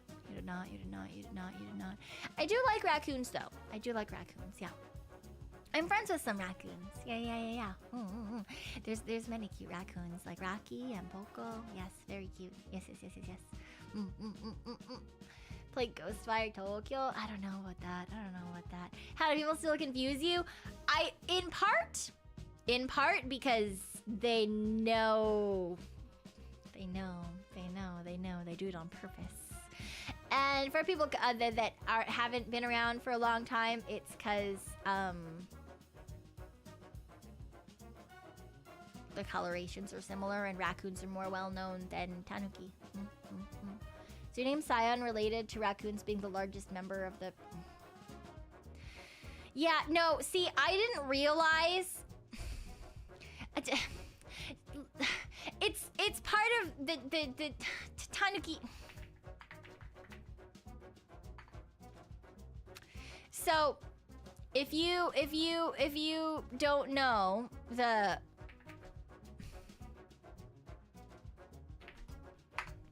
that's the scientific name for Tanuki.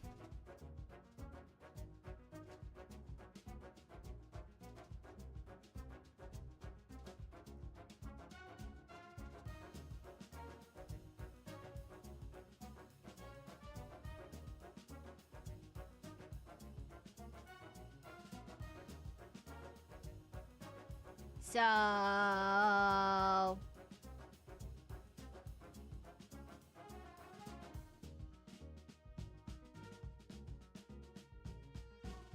It wasn't meant to have any raccoon connotations.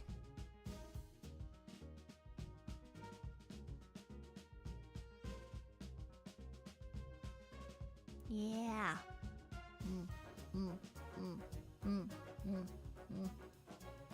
It is an unlucky coincidence. Kind of like the way that Tanuki are called raccoon dogs. Unlucky coinky dink. It is what it is. It is what it is. I curse. Why?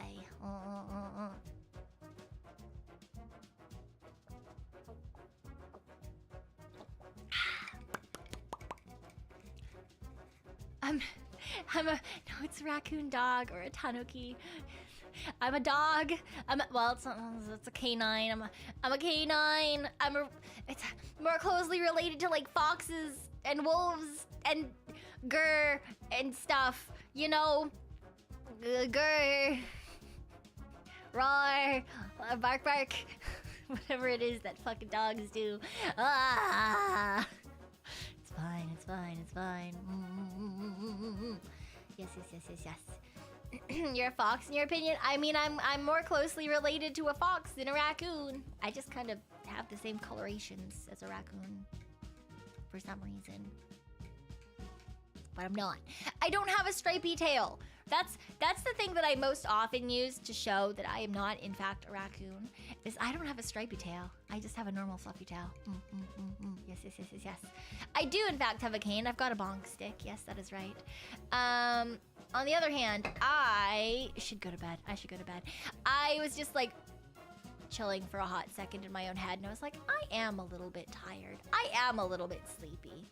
I do be a little bit sleepy. So maybe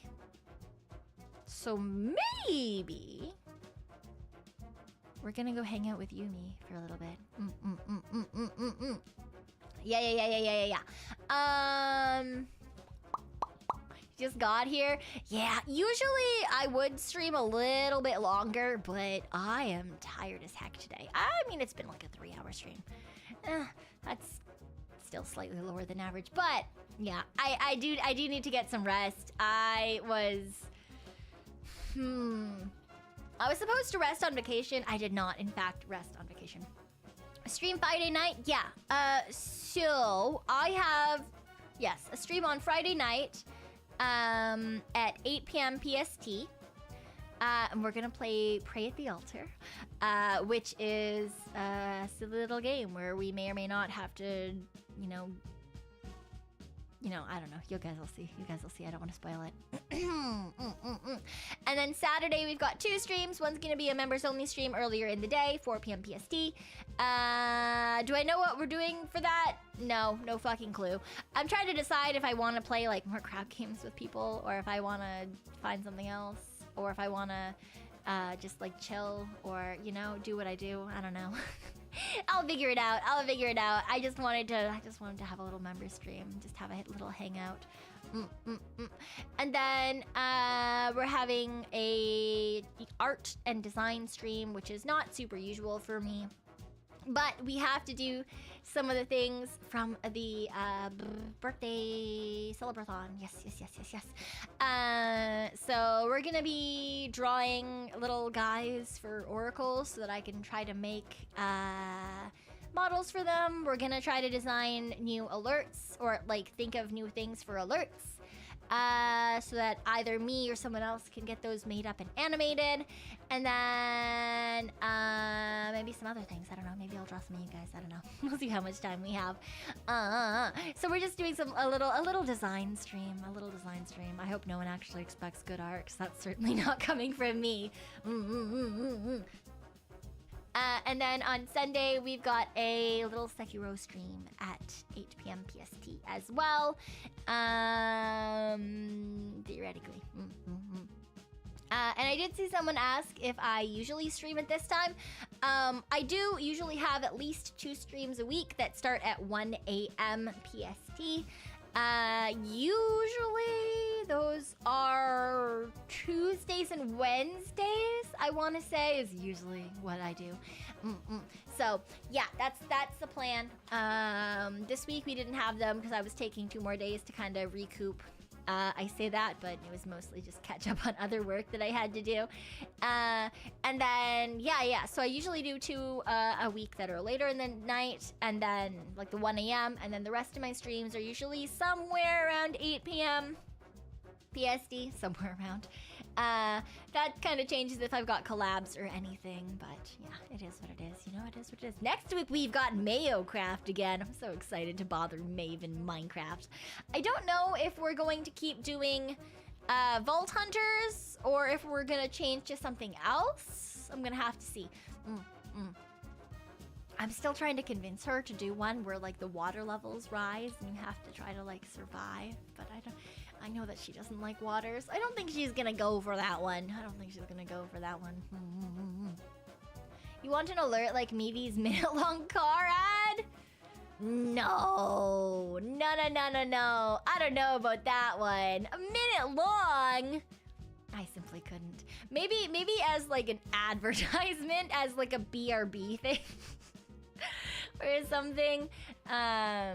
But yeah, no, I don't think that I could personally. I don't know about that one. Yeah. Okay, but let me to close my schedule. No one needs that anymore. Let me see. I want to go hang out with Yumi.